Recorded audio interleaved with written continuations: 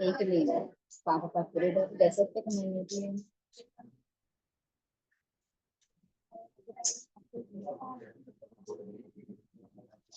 entonces te vas a poner un eco de análisis de una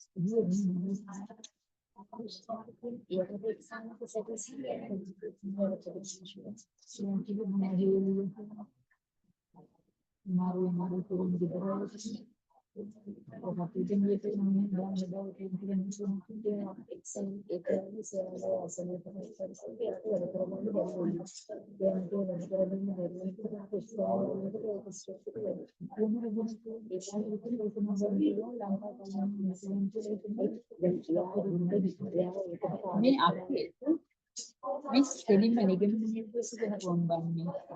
Begitu itu ya. ये हरी बम डाली है तमाम हाथ लग से करने में आज लगा टाइम पकड़ा दिए गुरु दिया है हाथ लग से बालक दा सारथी हटा हम पीछे बार करो दहन में संबंध युद्धल में हम के हाथ लग से करने में पकड़ ये लो वाला ये चीज मोबाइल तो बिगिन का प्रॉब्लम है बिगिन का ये तो है बिगिन के टेंडिंग परीक्षा करें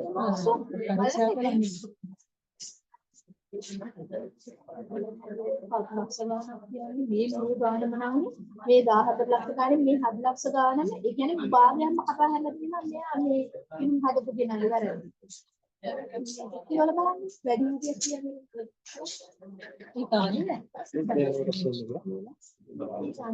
පදිමෙන් අයියා ළමයි ගමහත් මොකක්ද අයියනේ මේ බඳ සමහර පොඩි පස්ලකින් හොලක් කියලා දෙනවා.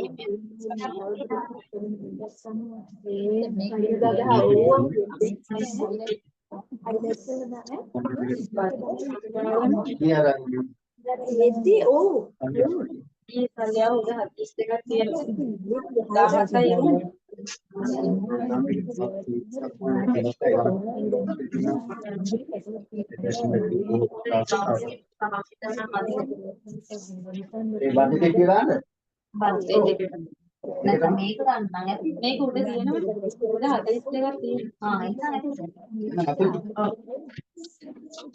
මේ 55 තියෙන උඩ තියෙන එකේ දාන්න කිව්ස බද්ද ගන්න ඇති වෙන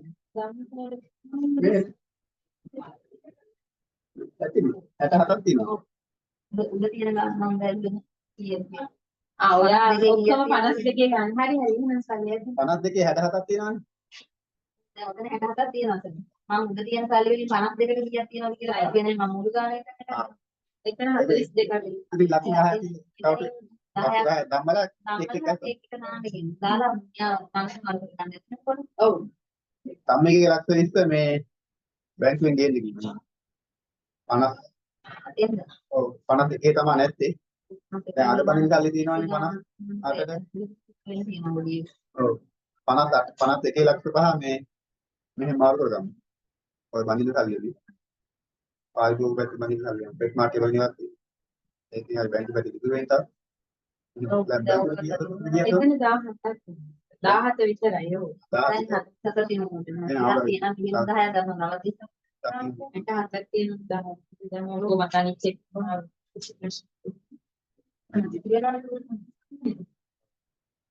බඳින්න කියලා දෙක අඩු කරගන්න තියෙනවා ඒක දෙන්න දාන්න ඕනේ පදාන්න මේ සෙට් එකේ උඩක් දැන් පෙට්‍රෝල් එක මේ ඉන්වොයිස් කරනකොට සලකු ගන්නක වන්දෙන්නේ ඉන්වොයිස් කියන්නේ මේ ජනවලි 30 අඩු කරන්නද ජනවලි 18 දැන් අර ටැක්ස් ඉන්වොයිස් එනකොට එතන 10කට ගෙවලා තියෙනවා ඒක ගන්න දෙයට මෙන්න අපි ටැක්ස් කරන්නේ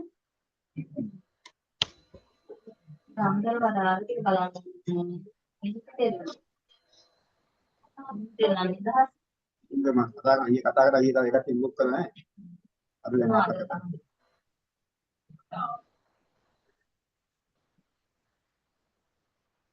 අර පවණියෙන් අහන්නේ ලක්ෂ 15 ගැහුවද කියලා? ඒ ලක්ෂ 15 ගන්න මදි කියා හිටියා. ලක්ෂ 15 ගන්න මදි කියලා කියලාද? ඔව් මදි කියන්නේ විවාහයට ගන්න කිව්වේ මම බලන්නේ. කාලේ මේ මම බලමු සාදවද මම සාංශයක් බලනවා. නෑ කොහොමද? ඊළඟ ඇති වෙන්නේ දවල් ඉති. දවල්ට හරි එන්න ඇති නේද? ඔව්.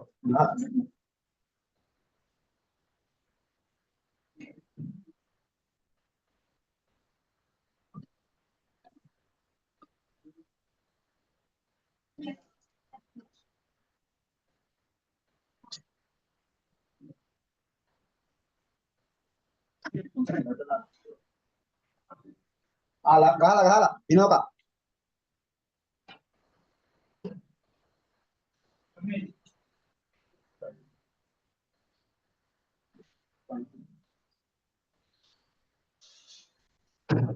ගහලා ඒක තියෙනවා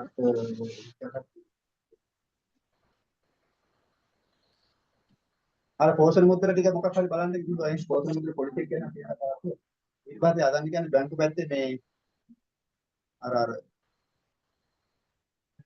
වවුචර් යන මම එකතු කරලා කොහොමද බැලන්ස් එක බලන්න කියන්නේ අපි දැන් හාලි අරන් තිබ්බත් හාලි ගස් ගන්න හොයන්න ඔව් එතන අතන ලක්ෂ 20 ගානක් තියෙනවා අර මේ ඉතින් පත්වලයි මේ අර ඒක වවුචර් එක ඊට මේ කියන්නේ බඩු මල්ලයි එතකොට ඒ ටික එකතු කරලා ගන්න කියන්නේ බලන්න ගන්න අපි වැඩි නරන්ද තව ගන්න කියනවා කියලා ඒ පොල්නේ සාමිගේ බඩු වැඩ වෙනවා නම් අයින් කරලා ගන්න අර වැඩ වැඩි නේද ඒ විදිහට සමාන කරලා වැඩ කොටස් මාගේ වෙලාවට අතර විස්තර ඊට නඩු වල වෙනවා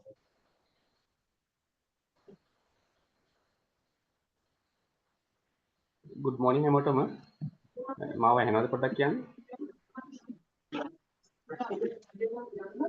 ඔව්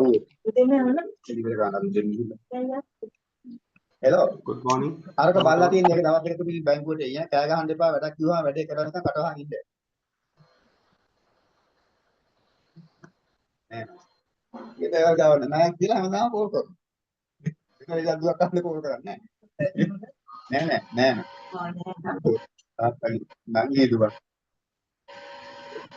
ඉන්න කතා කරන්නේ නෑ දාපුවා ඒක දාපු දාන හැමදාම කතා කරනවා good morning හැමෝටම මාව ඇහෙනවද පොඩ්ඩක් කියන්න අල්ල පෙට ගෑනු කෙනෙක් මොම්බුල් බෑ good morning sir good morning ඇහෙනව නේද මාව උතුපාරක් කියන්නේ මම ඒ කියනවනේ ඔව් ඔයාලා තව කී දෙනෙක් ඉන්නවද දාලා එහෙම තියෙන්නේ ඊට පස්සේ මේ චම්පිකමිස් ඔයාගේ මේක සවුන්ඩ් එක පොඩ්ඩක් අඩු කරගන්න වෑන්නේ කතා කරන්නේ මම හැමෝටම විදිහට ඔයා තියෙනවනේ ඔයාගේ වැඩි චම්පිකමිස් සුට්ටක් ඔයා මියුට් කරගන්න අඩේ 10යි ඔව් මේ රුක්මන් කීයක් කිනවද අයක් විතර වාගේ ඉන්නේ නේද සර් ඔව් කී දෙනෙක් ඉන්නවද ඔක්කොම ටික ඊයේ 10ක් හිටියා එකක් තව විනාඩි දෙකක් තුනක් බලමු බලලා අපි කරමු මටත් ආ සර්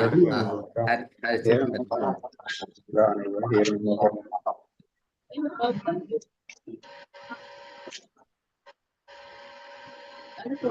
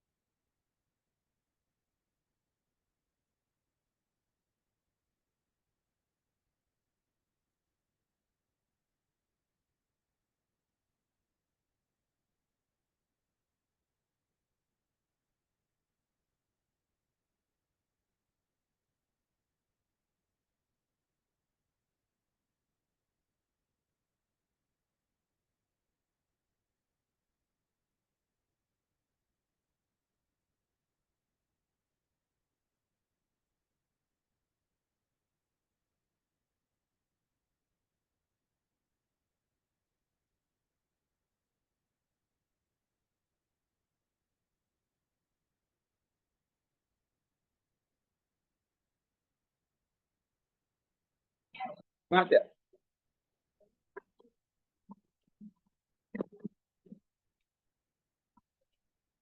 මේ ටික 58න් ගන්න ඕනේ. පහේක උඩින් ගන්න වෙන්නේ. උඩින් ගන්න ඊගොල්ලෝ හාල්මස් පහ ගබඩාව නෙවෙයි හාල්මස් ටෙස්ට් මාර්ක් එකෙන්නේ.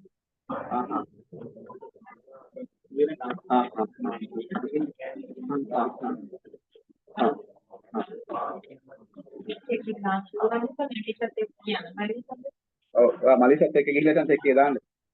ලක්ෂ 10ක් account එකට දාන්න ඕනේ.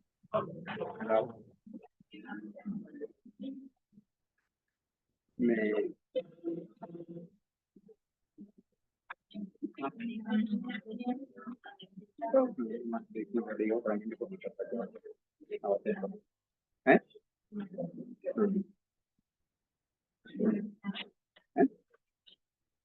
මම කතා කරලා බලන්න මම කොළඹ බඩු තියනවා කියලා. නැත්නම් මෙහෙම වෙනස් කරගෙන ලකුණු ටික දාගන්න. ඔව් අලු මොකක්ද?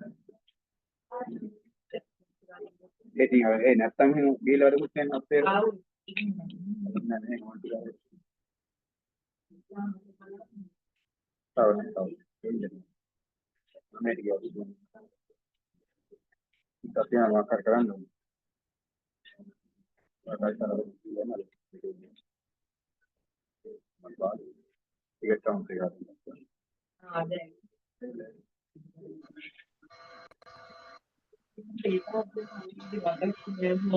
හරි අපි පටන් ගමුද මේ සුක්මන් කේශරි පටන් ගමුද අපි ඔව් සර් පටන් ගමු නේද අර කවුද චම්පික මහත්තයාගේ මයික් එක නම් ඔන්න එකේ තියෙන ඔය එක පොඩ්ඩක් මියුට් කරගත්තා නම් හරි නැත්නම් බාධාවක් අපිට වැඩි වෙලාවක් නැහැ අපි විනාඩි 45ක් විතර කතා කරන්නේ මේ තව එන්න ඉන්නවද කට්ටිය කීප දෙනෙක් දැන් 7 දෙනෙක් තමයි ඉන්නේ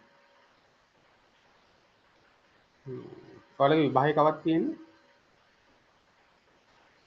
19 එකක් තියෙනවා 26 එකක් තියෙනවා සර් 19 මොකක්ද තියෙන්නේ 19 තියෙන සම්පකාර පාලන මේ සම්පකාර ව්‍යවසාය ක්‍රමය එතකොට තාක්ෂණය ඒ ටික පාලනය කියන්නේ ඒව ටික නේද ඔව් මම ඒකට මේ ඒක රිවිෂන් එකක් මම දැන් කරන්නම් අනිත් එහෙනම් අනිත් හැමෝටම සුබ දිනයක් කියලා ප්‍රාර්ථනා කරනවා මම හිතන්නේ මේ දවස්වල වැඩ ඇති නේද පාඩම් කරනවද තව තියෙනවද ඉස්සරහට මේ මොඩියුල්ස් එහෙම දෙන්න එක්සෑම් එහෙම දෙන්න තියෙනවද තව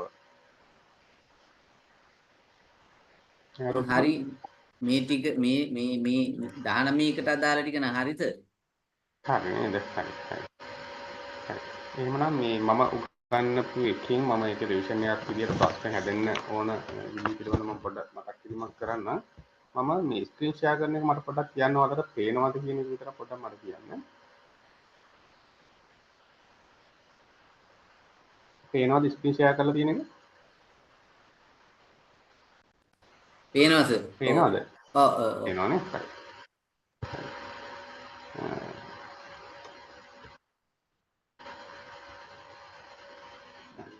ලංකා පාලන ක්‍රමයකින් ඔයාලට ප්‍රශ්න කිහිපයක් ලැබෙනවා.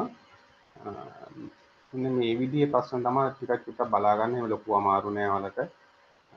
සමහර විට දැන් අපි මේ පාලනය කියලා කියන්නේ අපිට ඇත්තටම කෝපරේටිව් වල සම්ප්‍රදාය ව්‍යාපාරයේ පාලන ක්‍රම ගොඩක් තියෙනවා. ඒ කියන්නේ කොහොමද අපි සම්ප්‍රදාය ව්‍යාපාරය තුළ අධ්‍යක්ෂක මණ්ඩලය නැත්නම් කාර්ක සභාවක් කොහොමද පාලනය කරන්නේ කියන එක සම්බන්ධව ඊට අමතරව කොහොමද විධායක නිලධාරීන් සහ නිකුත් නිලධාරීන් පාලනය කරන්නේ ඊට අමතරව අපි රජයේ මැදිහත්වීමක් කොහොමද කරන්නේ කියන එක පිළිබඳව කතිකාවන් තියෙනවා. මේවා කතිකාවන් හැදිලා තියෙන ගොඩාක් ඈත අතීතයේ ඉඳන්.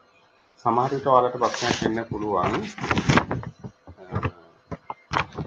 පාලන ක්‍රමයේ කියන්නේ ප්‍රතිපත්ති තුලින් පාලන ක්‍රමයේ විග්‍රහ හඳුන්වා දෙන්න කියලා. ඒකට අපි පටන් ගන්න ඕන දරුවනේ මේ වගේ ප්‍රශ්නයක් අපිට එහෙම එකක් බැරි වෙලාවත් මේ ප්‍රතිපත්ති තුලින් පාලන ක්‍රමයක් හඳුන්වා දෙන්න කියලා කියන්නේ. ඒකට අපි ප්‍රතිපත්ති පටන් ගන්නේ මොනවද 1844. ඊට පස්සේ අපේ ප්‍රතිපත්ති යනවා අපි 1890ට. ඊට පස්සේ යනවා ප්‍රතිපත්ති 1844 ප්‍රතිපත්තිය තමයි 1890 තියෙන්නේ. 1936ට යනවා. ඊට පස්සේ 1966ට යනවා. ඊට පස්සේ 1995ට වර්තමාන ප්‍රතිපත්ති වලට යනවා. ඒකට ඔයාලට මේ ප්‍රශ්නෙට උත්තර ලියද්දී අර 1944, 1990, 1936 ප්‍රතිපත්ති එහෙම තිබ්බා කියන එක විතරක් ලියන්න. නමුත් 1995 ප්‍රතිපත්ති ටික ගන්න එළියට. එතන ප්‍රතිපත්ති කීයක් තියෙනවා? 7ක් තියෙනවා. ඒ 7 කොහොමද සම්පකාර සමිතිය පාලනයට යොදාගන්නේ? අන්න ඒ ටික තමයි ලියවෙන්න ඕනේ. ඒ කියන්නේ දැන් සාමාන්‍ය අපි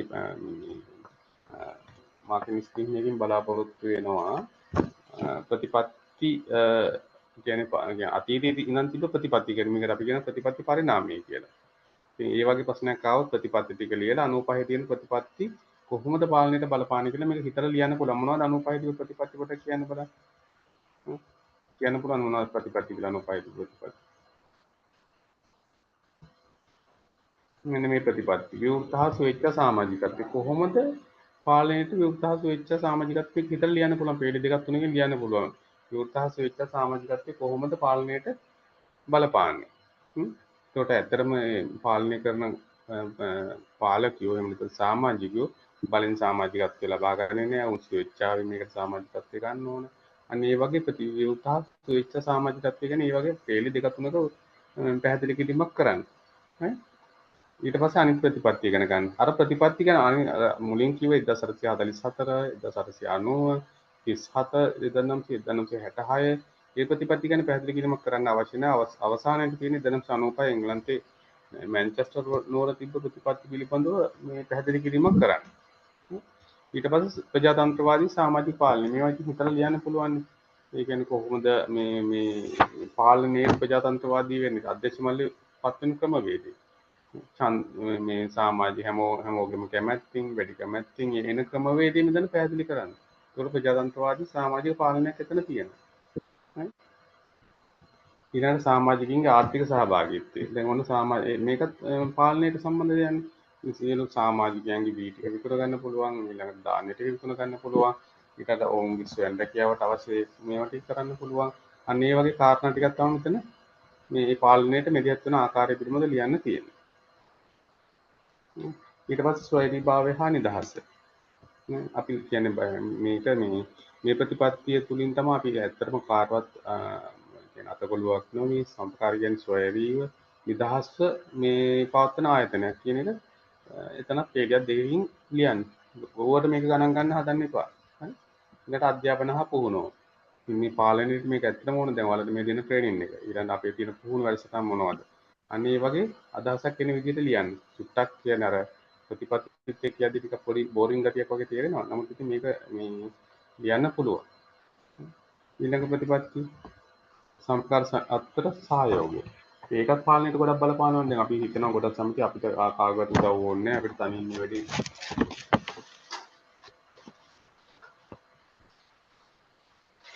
තනියෙන් අපිට කරන්න පුළුවන් කියන එක හිතනවා. එහෙම බෑ. ඉතින් අපි මේ 1960 මේ ප්‍රතිපත්ති අඳුනේ දුන්නේ. ඒක සම්පකාර සමිතිය අතර සහයෝගය කියන ප්‍රතිපත්තිය. ඉතින් ඒක තනියෙන් අපිට කරන්න බෑ. හැමදේම මේ ගෝලීකරණය වෙලා තියෙනවා. ඔක්කොම එකතු වෙලා මේ වැඩේ කරන්න ඕන කියන එක මෙතනදී ඔයාලා උත්තරයක් ලියන එකට ලියන්න උත්සාහ කරන්න. ඊළඟට ප්‍රජා සමාජය පිළිබඳ සැලකිලිමත් වීම. සම්පකාර සමාජිකය කියන්නේ ප්‍රජාව. මේ ප්‍රජාවත්ට අපි මොනවද කරන්නේ? ගොඩාක් වැඩසටහන් කරනවා. ඒක දන්සල් දෙනවා. ඊට පස්සේ සංස්කෘතික වැඩසටහන් තියෙනවා. මේක අවුරුදු උත්සව කරනවා. මේ වගේ ප්‍රජාව පිළිබඳව මොනවද අපි මේ පාලනයත් එක්ක කරන්නේ? ඒකට ඒකෙන් කොහොමද අපි පාලනයට සම්බන්ධ කරගන්නේ කියන්නේ. ඔන්න ඔය වගේ එකක් තමයි සාමාන්‍ය ප්‍රශ්නයක්. දැන් අපි මේ පාඩමේදී ශ්‍රී ලංකා සම්පකාර පාලන ක්‍රමයේ පරිණාමයේ සම්පකාර ප්‍රතිපත්ති අතරින් පැහැදිලි කරන්න කිව්වොත් ඔන්න ඔය වගේ උත්තරයක් තමයි අපිට දෙන්න තියෙන්නේ. මේ ටික අපි ඉගෙන ගත්ත මේ ටික අපි ඔයාලා දන්නවා. ඒ කාරණා ටික තමයි මේ පැහැදිලි කිරීමක් කරන්නේ. ඊට පස්සේ අපි සාමාන්‍යයෙන් අපි ඉගෙන ගත්ත තව මෙන්න මේ වගේ නීති රීති ටික. සම්පකාර මේ පාලනයට බලපාන. සමහර විට ඔයාලට ප්‍රශ්නයක් වෙන්න පුළුවන් සම්පකාර ව්‍යාපාරයට බලපාන නීති රීති ඇතුළෙන් එය පාලනයට කොතෙක් බලපානවාද කියන එක පැහැදිලි කරන්න.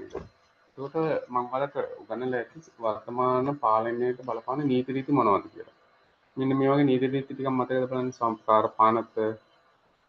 ඒක වෙනම ප්‍රශ්නයක් විදිහට එන්න පුළුවන් සමහර සම්පකාර පනත, සම්පකාර ප්‍රඥප්ති, සම්පකාර රීති, අතුරු ව්‍යවස්ථා, කාරක නියෝග, චක්‍රලේඛන, සම්පකාර සේවා කොමිෂන් සභාව, රටේ පොදු නීතිය, අධිකරණ තීන්දුව, ප්‍රීති, රෙගුලාසි, සම්පකාර ආයතන සංග්‍රහය.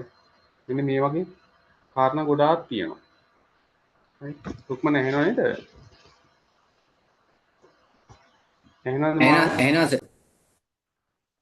එතකොට ප්‍රශ්නයක් ආවොත් බැරි වෙලාවත් වර්තමාන සම්පකාර ව්‍යාපාරයට බලපාන නීති රීති නම් කර ඒවා ඇසුරෙන් පාලනයට කොතෙක් බලපානවද කියන එක පැහැදිලි කරන්න කියලා. එතකොට ඒකට බලපාන නීති රීති ටික තමයි මම මේ දාලා තියෙන්නේ.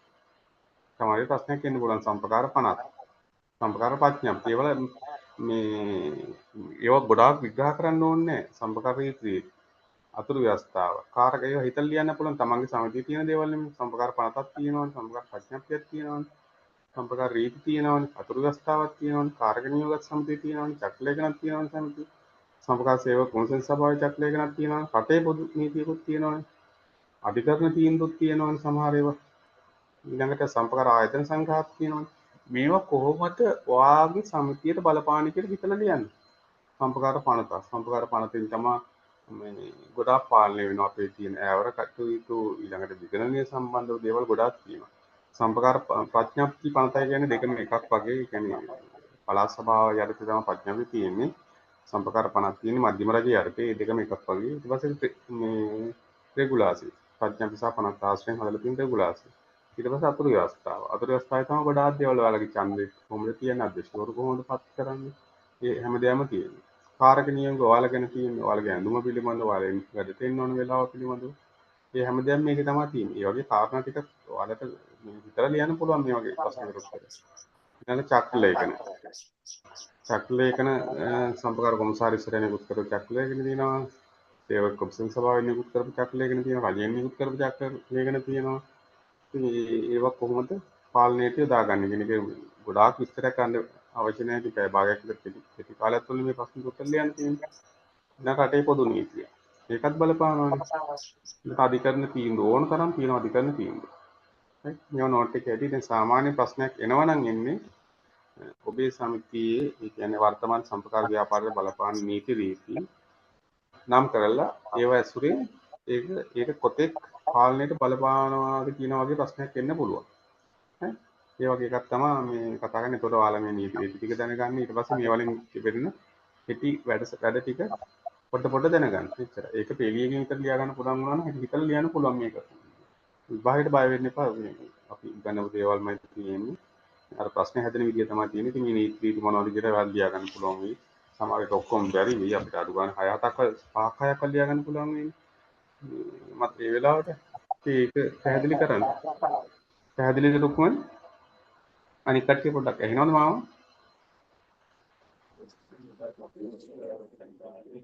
කියන්න වන්නේ ඇහෙනවද? ඔව් සර්.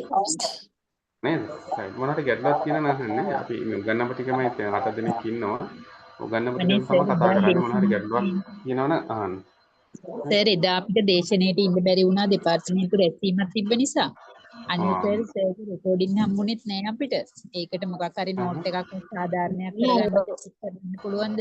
ඔව් එහෙමනම් මෙහෙම කරමු. දැන් මම පළවෙනි මේ ඉස්සෙල්ලා කියප එක පැහැදිලි වුණා නේද? ඒ කියන්නේ සමුපකාර ප්‍රතිපatti ඇසුරෙන්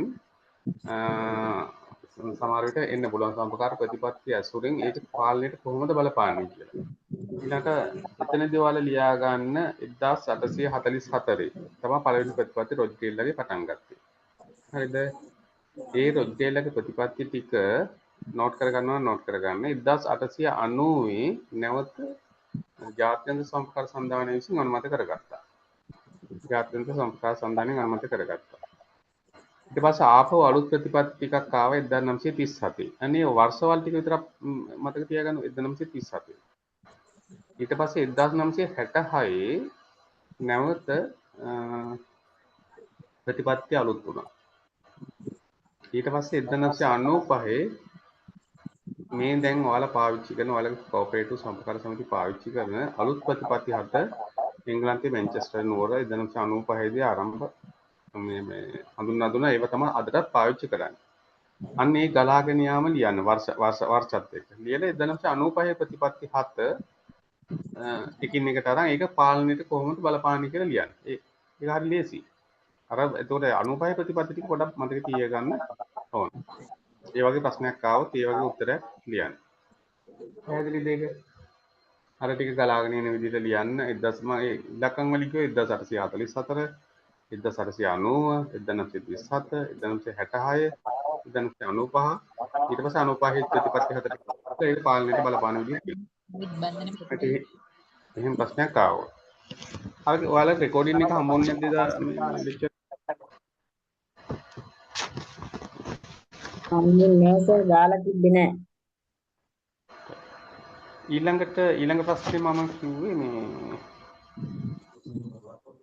මොකද්ද මේ සම්පකාර නීතිය ඇසුරෙන් මේක පේනව නේද? සම්පකාරය බලපාන නීති ඇසුරෙන් අපි කොහොමද පාලනයට සම්බන්ධ වෙන්නේ කියලා. මේ ෂෙයා කරපු එක පේනවද? ඔව් සර්. පේනවා ඔව් ඒකේ තියෙනවා නම් මම ගොඩක් දාලා. මොකද්ද සම්පකාර පනත තියෙනවා. ඒ ටික නෝට් කරගන්න. සම්පකාර පච්චප්ති තියෙනවා. සම්පකාර රීත් තියෙනවා. මේක ස්ක්‍රීන්ෂොට් එකක් හරි ගහගන්න පුළුවන් නම් ගහගන්න. අතුරු ව්‍යවස්ථාව තියෙනවා.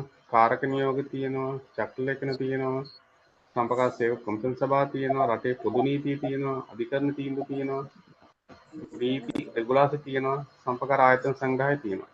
මේ ඇසුරෙන් කොහොමද ඔබ ඔයාලගේ සමිතියට මේක පාලනයට බලපාන්නේ කියලා හැම එකක් ගැනම මේ පේලි දෙකක් විතර දෙකක් තුනක් විතර ලියන්න. පොඩි කෙටි මේක. ඒව හිතලා ලියන්න පුළුවන්. මම ඒ තමයි එකින් එකටම පැහැදිලි කරා. ඒ වගේ ප්‍රශ්නයක් ආවොත් ඒ කියන්නේ වර්තමාන සම්ප්‍රදායට බලපාන නීති රීති ඇසුරින්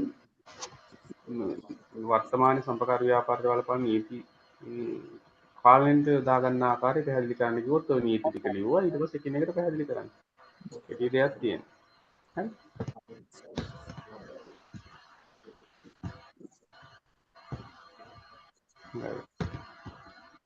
ඊට පස්සේ තව ප්‍රශ්නේ දැන් තව මෙහෙම දෙයක් එන්න පුළුවන්. ඔයාලටත් මම ඉගෙනුවා මේ අධ්‍යක්ෂක මණ්ඩලයේ පාලනයට බලපාන්නේ කොහොමද?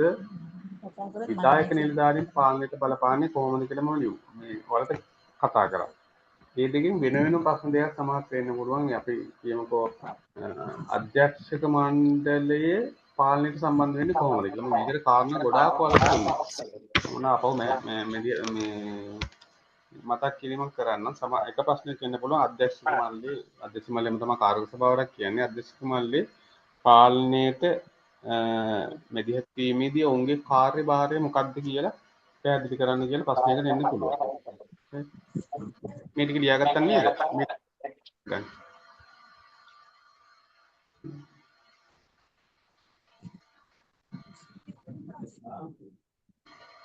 Right. සම්පකාර සමිතියක පාලනයට වග කියන පාර්ශ්වයන් අධ්‍යක්ෂ මණ්ඩලයේ එක පැත්තකින් පාලනය කරන අනිත් පැත්තකින් විධායක නිලධාරීන් පාලනය කරන සාමාන්‍යාධිකාරීවරයා හෝ කළමනාකරු. ඒකට මේක ප්‍රශ්න දෙකකට එන්න පුළුවන්. එකක් එන්න පුළුවන් අධ්‍යක්ෂ මණ්ඩලයේ මේ පාලනයට බලපාන්නේ කොහොමද?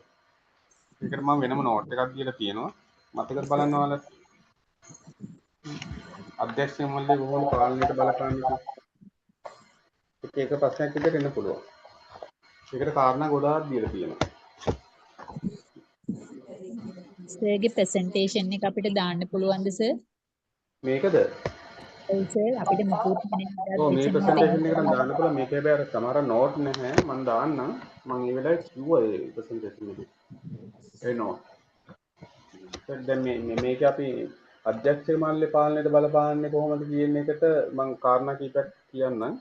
එකක් ඒ කියන්නේ අධ්‍යක්ෂ මණ්ඩලය තමයි සමිතිය සභාපති පත් කරන්නේ ඊළඟට ඕන් ඉවත් කරන්නේ ඒක අන්න පාලනයට යාල සම්බන්ධ වෙනවා. ඊළඟට සේවකයෝ බඳවා ගැනීම ඉවත් කිරීම යාලගේ විනය කටයුතු සිදු කරන්නේ අධ්‍යක්ෂ මණ්ඩලය. ඔන්න තව එකක්. මේ වගේ මම හිතන්නේ කාරණා මම ගොඩාක් දුන්නා. ඒ කියන්නේ 20කට වඩා 20ක් විතර දුන්නා. ඒකෙන් අඩුම තරමේ 10ක්වත් ලියන්න පුළුවන් වෙන්න ඕනේ මේ වගේ කාරණා. එතකොට එකක් සභාපති පත් කරන්නේ අධ්‍යක්ෂ මණ්ඩලය පත් කරන්නේ ඒ සියල්ලම පත් කරන්නේ කාර්ය සභාව පත් කරන්නේ මේ මොව. ඊට පස්සේ සමාජිකින් බඳව ගන්න එක කරන්නේ අන්න ඒකත් එක්ක කාරණයක්. එතකොට සමාජිකින් ඉවත් කරන්නේ ඊළඟ සේවකීන් බඳව ගන්න. සේවකීන් ඉවත් කරන්නේ ඊළඟ තීරකරණය කරන්නේ එහෙම නැත්නම් නෛතික කටයුතු කරන්නේ විනය පරීක්ෂණ කරන්නේ ඒ සියල්ලම අධ්‍යක්ෂ මණ්ඩලය තමයි කරන්නේ. ඊළඟට වාර්ෂික ගිණුම් විගණන සූදානම් කිරීමේ වගකීම තියෙන්නේ අධ්‍යක්ෂ මණ්ඩලයට. අන්න ඒ වගේ කාරණා මම 20ක් විතර කිව්වා. ඉතින් සමිතිය දේපල මිලදී ගැනීම, දේපල ඉවත් කිරීම, දේපල වෙනදෙස් නෝට් එක අපිට දාන්න පුළුවන්ද? මොකද්ද? මේ ටිකද? සර් එදා දීපු නෝට් එක එදා හිටපු පන්ති කවුරුත්ම නැහැ සර් අපිට හොයාගන්න නෝට් එක හොයාගන්නත් නැහැ. ඔව් එදා මම කරද්දි හිටියනේ ගොඩක් කට්ටිය නේද? කුරුණෑගල අර දෙපාර්තමේන්තුවේ රැස්වීමක් තිබ්බ කුරුණෑගල කට්ටියට මේකට යන්න වුණා සර්. මෙතනදී මේ අතර මේ කියන්නේ අධ්‍යක්ෂ මණ්ඩලයේ කාර්යභාරය තමයි මේ කියන්නේ. මම ඕන දැන් ටිකක් මේ ටික කියවගෙන යන්න කෙටියෙන් ඒකට කෙටියෙන් නෝට් එකක් දාගන්න අධ්‍යක්ෂ මණ්ඩලයේ කාර්යභාරය මොකක්ද කියන්නේ. අර නිබන්ධනයේට දීපුවත් අර ටිකක් තේරෙන්නේ නැහැ. එතනත් ටිකක් පැහැදිලි කරන්න ඕනේ සර්. කොකද? සර් අර රජයේ හා සම්පකාරයේ අතර වෙනස පැහැදිලි ඒක මම අද කරන්නයි. කියනවා. මම දැන් ඒක පැහැදිලි කරනවා ටයිප් එකේ. right. මෙතන අධ්‍යක්ෂ මණ්ඩලයේ කාර්යභාරය කියලා කියන්නේ ඒක සමහර වෙලාවට ඔයාලට හිතලා ලියන්න පුළුවන්. ඒ කියන්නේ එකක් මෙයාලේ කාර්යභාරය තමයි නිලධාරීන් බඳවා ගන්න එක. නිලධාරීන් ඉවත් කරන එක තව කාර්යයක්. ඊළඟට විනය පරීක්ෂණ තියෙන එක තව කාර්යයක්. ඊළඟට තීරකරණයට යොමු කරන එක තව කාර්යයක්. අන්න ඒ වගේ ඒවා ඊළඟට වාර්ෂික දිනුම් පිළිවෙල කිරීමේ වගකීම තියෙන්නේ අධ්‍යක්ෂ මණ්ඩලයට. ඊළඟ දේපල අත්පත් කර ගැනීම කරන්නේ ඒත් අධ්‍යක්ෂ මණ්ඩලය. ඊළඟට දැන් මට මේක පැය කාලයක් දීලා තියෙන්නේ මේ මම එදා ගොඩක් වෙලා හවස් 3 වෙනකන් කරානේ. ඊළඟට මේ සමිතිය කොටස් මිලදී ගැනීම සමිතිය. ඊළඟට ඒ වගේ ගොඩාක් දේවල් තියෙනවා. ඊළඟ අවසන් ගිණුම් සකස් කිරීම. ඊළඟ සමිතියේ දැක්ම ඊළඟට මෙහෙවර මේවා හැම දෙයක්ම මේවා කර සකස් කිරීම, උපාය මාර්ග සැලසුම් සකස් කිරීම. අවදානම් කළමනාකරණය පිළිබඳ තීරණ ගැනීම අධ්‍යක්ෂ මණ්ඩලයේ කාර්යයක්. දැන් ඔබ සාමාන්‍ය මේ ප්‍රශ්නෙට උත්තර ලියද්දී අධ්‍යක්ෂ මණ්ඩලයේ කාර්යයෙන් හිතලා ලියන්න.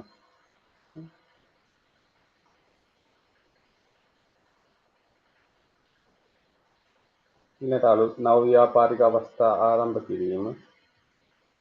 මේ සමිතියේ දැන් තියෙන ආචාර ධර්ම ඊළඟ සාර ධර්ම ප්‍රතිපත්ති මේ නිර්වචන ඔස්සේ සමිතිය ගෙන ඉස්සරහට ගෙන යාම. විධායක නිලධාරීන් පත් කිරීම. රැස්වීම් පැවැත්වීම අධ්‍යක්ෂ මණ්ඩල රැස්වීම් පැවැත්වීම මහා සභා රැස්වීම් පැවැත්වීම අනුගමන රැස්වීම් පැවැත්වීම මේ වගේ කාර්යයන් පාලනයට සම්බන්ධ වෙන අධ්‍යක්ෂ මණ්ඩලය විදියට සහ කාර්ය සභාවක් විදියට තමන්ගේ සමිතියේ කාර්ය සභාවයි අධ්‍යක්ෂ මණ්ඩලය ගැන නිකන් හිතලා ලියන්න පුළුවන් අඩුම තරමේ 10ක්වත් ලියන්න පුළුවන් වෙන්න ඕන සම්පූර්ණ ලකුණු ටික ගන්න පාලනයට කොහොමද සම්බන්ධ වෙන්නේ කියලා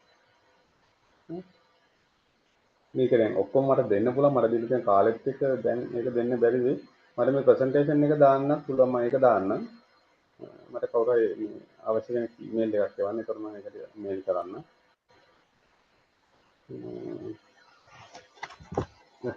ඉතින් පොඩි කාලයක් තමයි දීලා තියෙන්නේ. ඉතින් පැය විතර කාලයක්.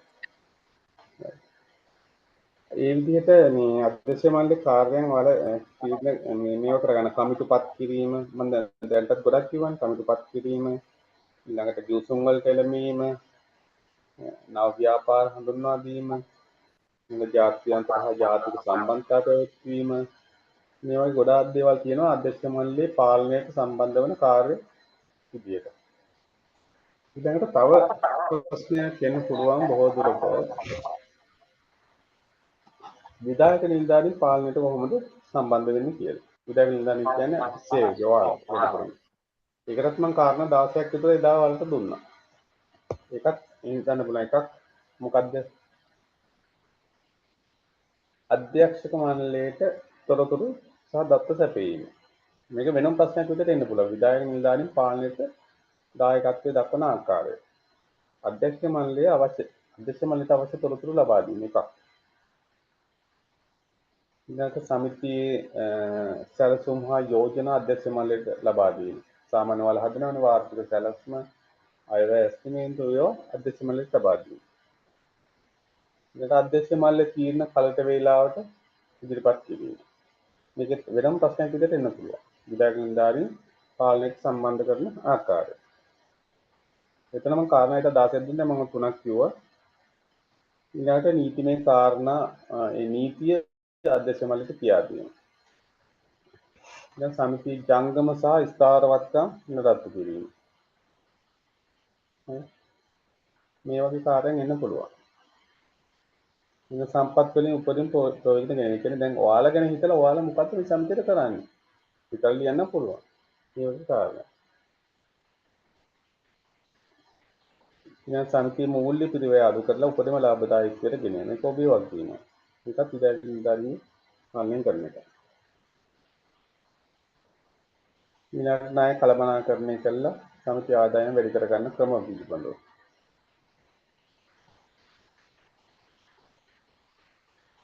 ඊළඟට වැඩ කරන පරිසරය හොඳට පවත්වාගෙන යාම, ඒ කියන්නේ සුබ සාධක ක්‍රම වගේ දේවල් ඉටු කිරීම අනේක තව කාරණයක්.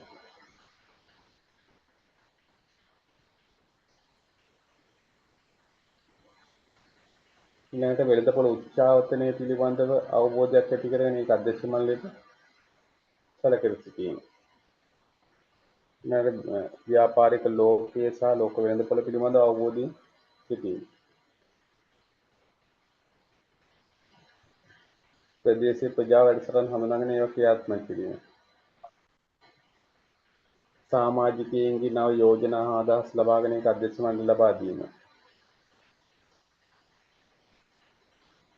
ව්‍යාපාර කටයුතු sannivedanaya පිටින් ප්‍රචාරය කිරීම. ඒක ටීවී channel වලින් හරි YouTube වලින් හරි Facebook වලින් හරි මාධ්‍යයෙන් හරි ප්‍රචාරය කිරීම. මේ වගේ ඔයාලා කියන්නේ සේවකයෝ පාලනයට කොහොමද සම්බන්ධ වෙන්නේ කියලා කියනවා. නැත්නම් මේ වගේ ප්‍රශ්නයක් ආවොත් නම් හිතලා ලියන්න පුළුවන් මේ වගේ ප්‍රශ්න දෙකක්.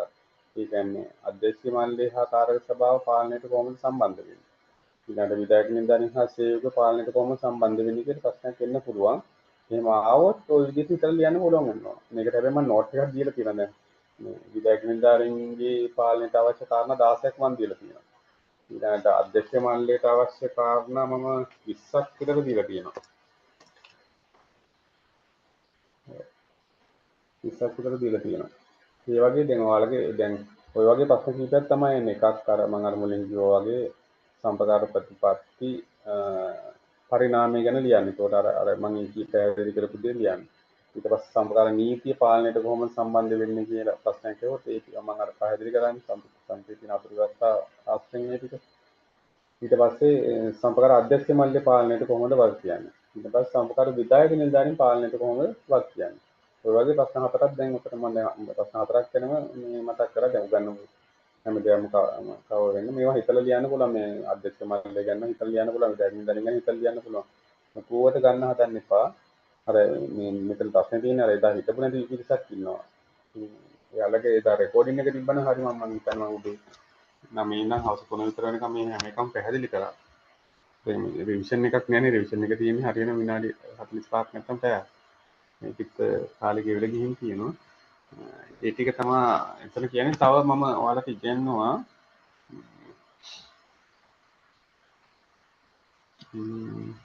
රජය හා සම්පකාර අතර වෙනස. මේක කාරණා 4ක් ඔස්සේ තමයි මම කතා කරේ. ඒකට වෙනම ප්‍රශ්නයක් විදිහට එන්න පුළුවන්. රජය හා සම්පකාර අතර වෙනස පාලනයට කොහොමද බලපාන්නේ කියන එක සම්බන්ධව. මේ මෙතන තියෙනවා මේ ඔයාලට පේනවනේ ස්ක්‍රීන් එක. කියන්න මම කවුරුද පේනවද කියලා? ස්ක්‍රීන් එක පේනවද? පේනවා. පේනවා සර්. නේ right. එතකොට මම මේ වගේ කාරණා 4ක් කියන්නේ කොලම්ස් 3ක් යටතේ රජය සහ සම්පකාරය අතර වෙනස පැහැදිලි කරා. මේ කාරණා 4 විතර ලියුණා නම් ඇති. වෙන මොනවද කියන්න ඕනේ? ඒ උත්තරේ සම්පූර්ණයි. බලප්‍රදේශයේ ඉස්සරෝ මේක. බලප්‍රදේශයේ රජය නම් මුළු ලංකාවම. රජය කියන්නේ ලංකාවමනේ. ඒතකොට බලප්‍රදේශයේ දීප ව්‍යාප්තයි. සම්පකාර නම් බලප්‍රදේශයේ සීමිතයි.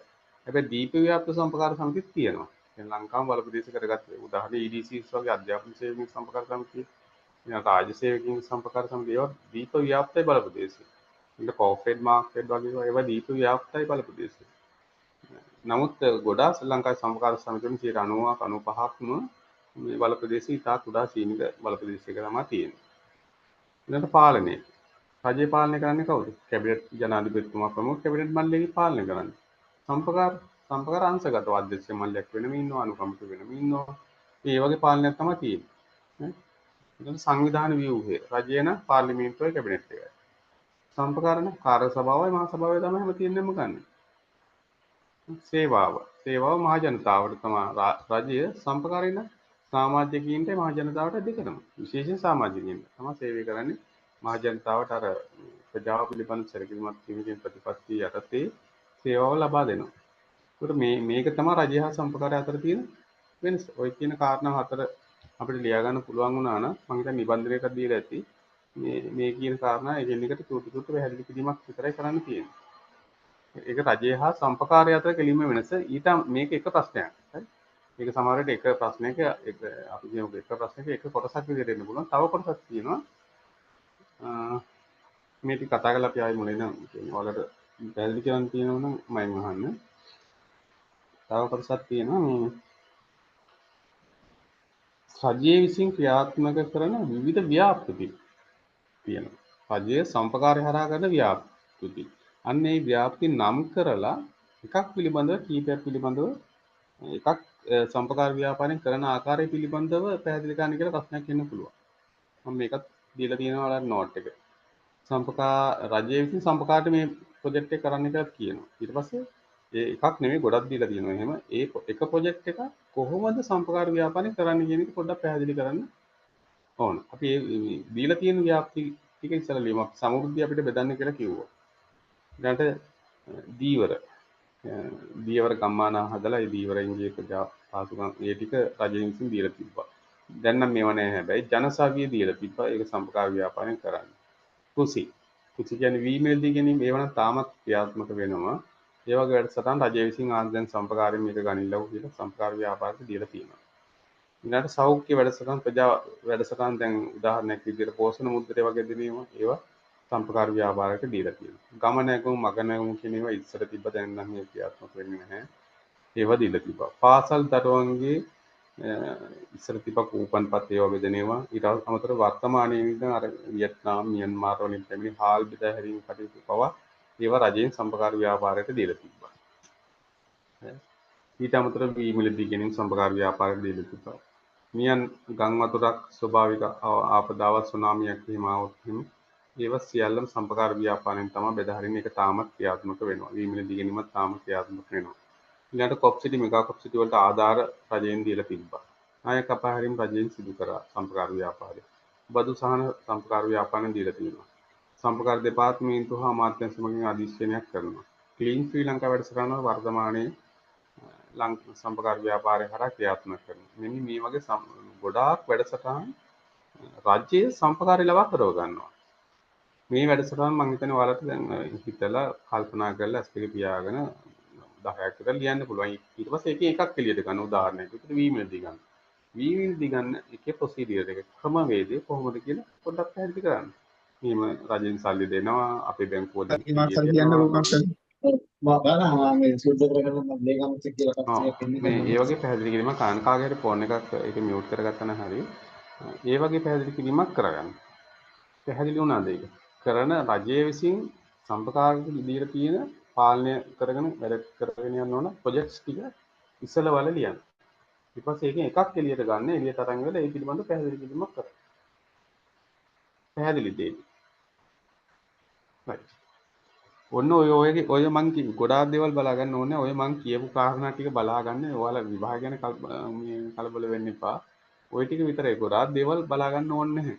ඔය ටික බලා ගත්තා නම් ඔයාලා විභාග කොට දාගන්න පුළුවන්. ඉතින් අපි ගන්නපු හැමදේම කවර් කරලා තියෙනවා. ඒතර අමාරු නෑ. අර පළවෙනි ප්‍රශ්නේ විතරක් චුට්ටක් පළවෙනි කියන්නේ පළවෙනියෙන් මං කිව්වා නේද? ශ්‍රී ලංකාවේ සම්පකාර පාලන ක්‍රමයේ පරිණාමයේ සම්පකාර ප්‍රතිපත්ති ඇතුළු කරන්නේ. එතනදී අර අවසන් ප්‍රතිපත්ති හත කටපාඩම් කරගන්න වෙනවා. ඒ හැර අනිත් ඒවා වලට ඔලුව පාත් කරගෙන ලියන්න පුළුවන්. එහෙම ලොකු ගැටලු නැහැ. right මොනවා හරි තියෙනවනම් ප්‍රශ්නයක් තියෙනවා නම් අහන්න බලන්න. මේක ලොකු පාඩමකුත් නෙමෙයි. සාමාන්‍ය පොඩි පාඩමක් තියෙන්නේ.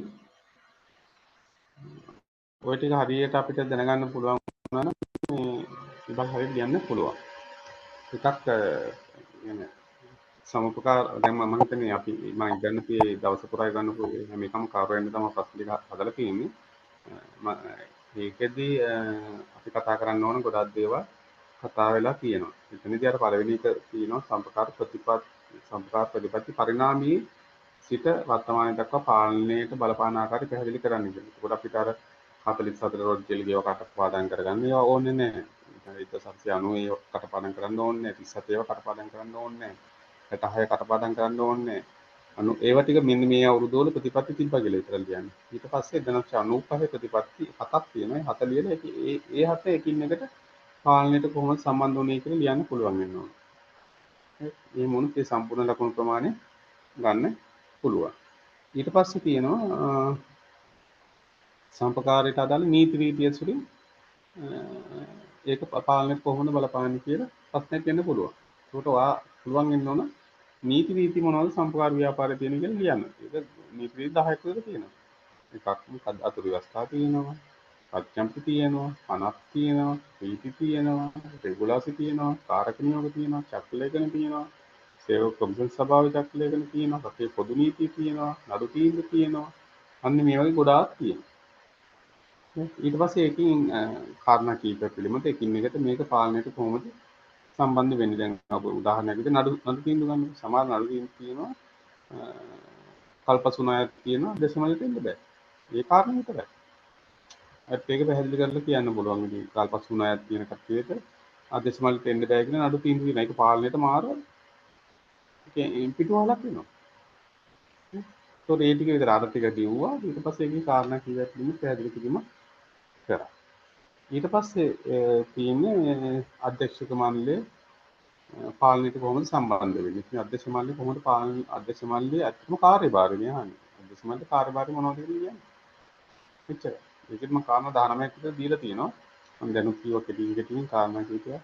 අධ්‍යක්ෂ මණ්ඩලය පත් කිරීම, දිනුම් කටයුතු පාලනය කිරීම, සේවකින් බඳවා ගැනීම. දැන් ඒවා හිතලා ලියන්න පුළුවන් වලට.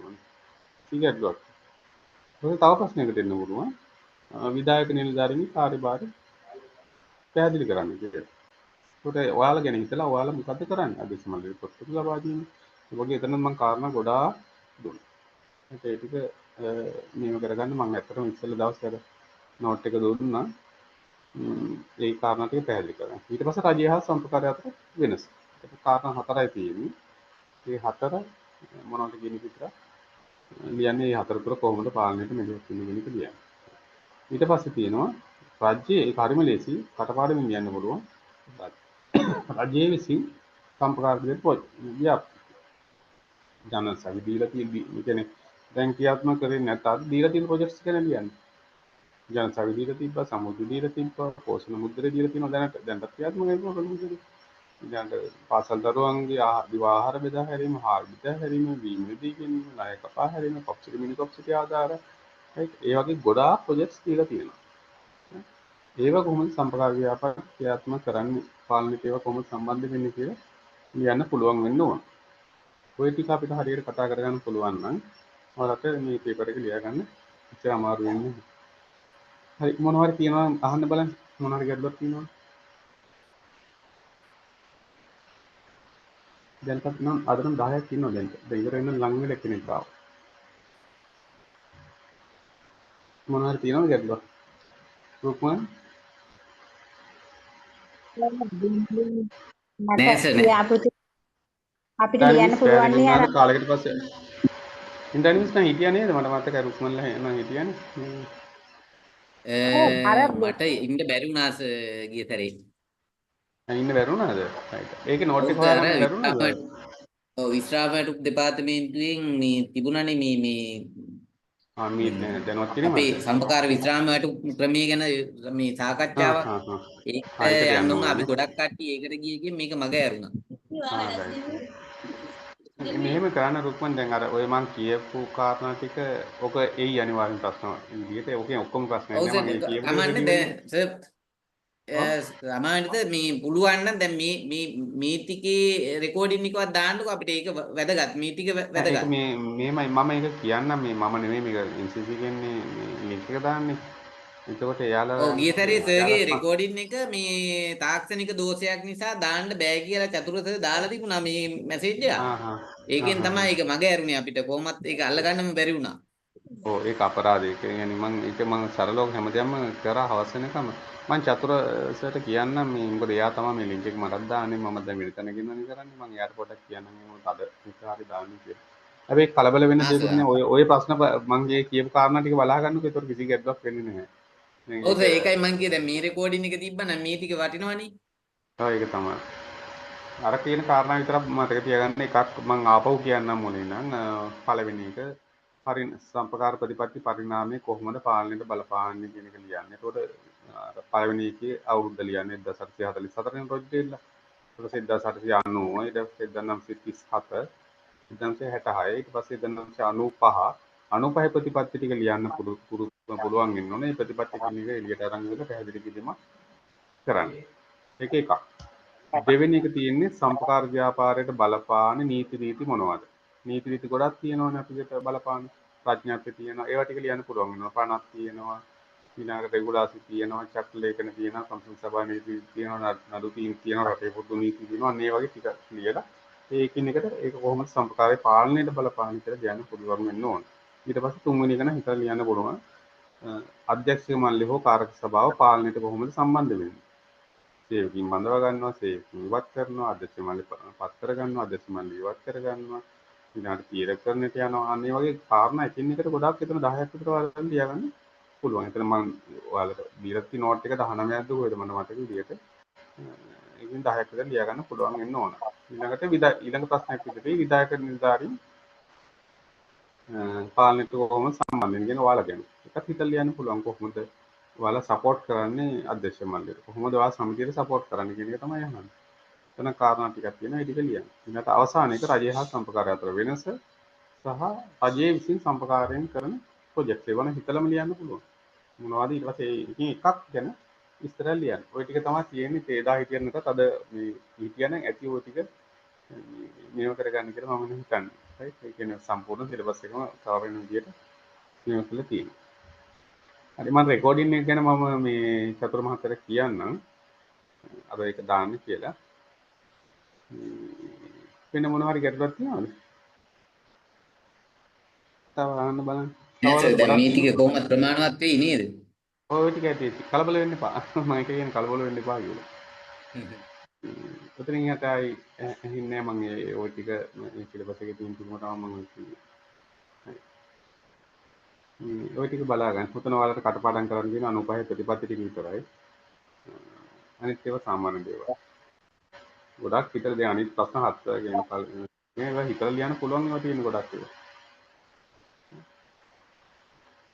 අපරාධ ඉතින් රෙකෝඩින් එක තිබ්බනම් වලට ගොඩක් දේවල් ගන්න දෙන්න ඒකත් එක්ක. හරි වෙන මොනවා හරි තියෙනවනම් අහන්න. ඒක මට මේ 10 කල්පනායි මීටින් උත් දාලා තියෙනවා 10 වෙනි එක විතර තියෙන්නේ. අහන්න බලන්න. මොනවද ඉන්ද්‍රාණි මිස් කටහඬ දාන්නත් ආසයි.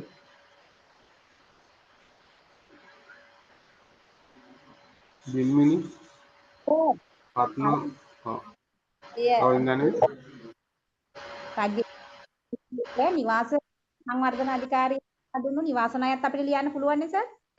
පුළුවන්. ඒවත් දුන්නා. නිවාසනයි දුන්නනේ. කොච්චර අපි බැංකුව හරහා දුන්නානේ. ඒකත් අජේ විසින් සම්පකාරයට ලබා දුන්න මේක හරියට හරි ඉඳන් ඒක ලියන්න පුළුවන්. එහෙම ප්‍රශ්නයක් එනවා. ඒක ලේසි ලියන්න. ඒක ලියන්න. ඒක හරි වෙන මොනවද තියෙන්නේ?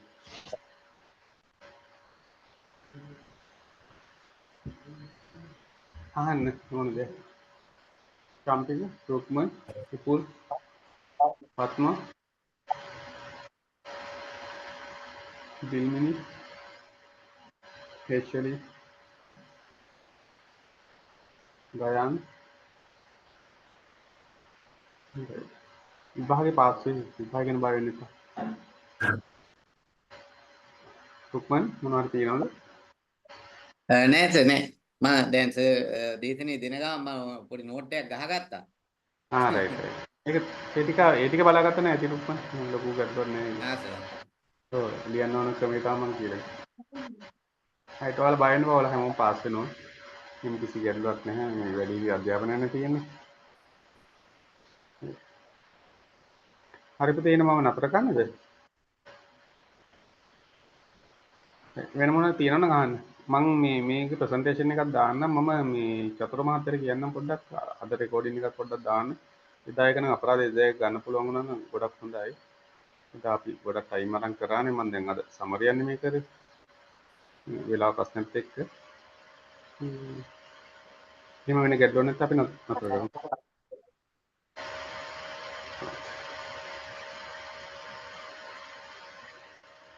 හරි ඉඳන් විශේෂයෙන් අපි නතර කරමුද?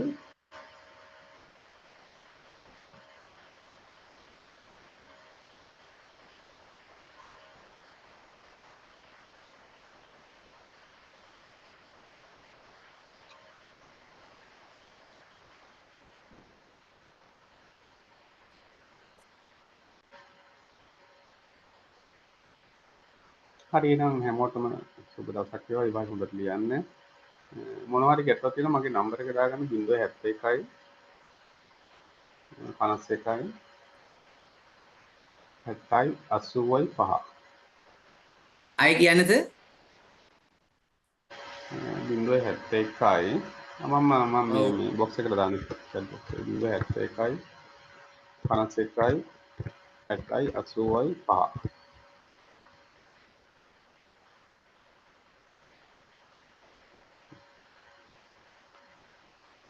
කෝල් එකක් දෙන්න මොනවා හරි ප්‍රශ්න තියෙනවා. හරිද? හරි සර් තෑන්ක් යූ. එහෙනම් thank you very much. මම නතර වෙනවා.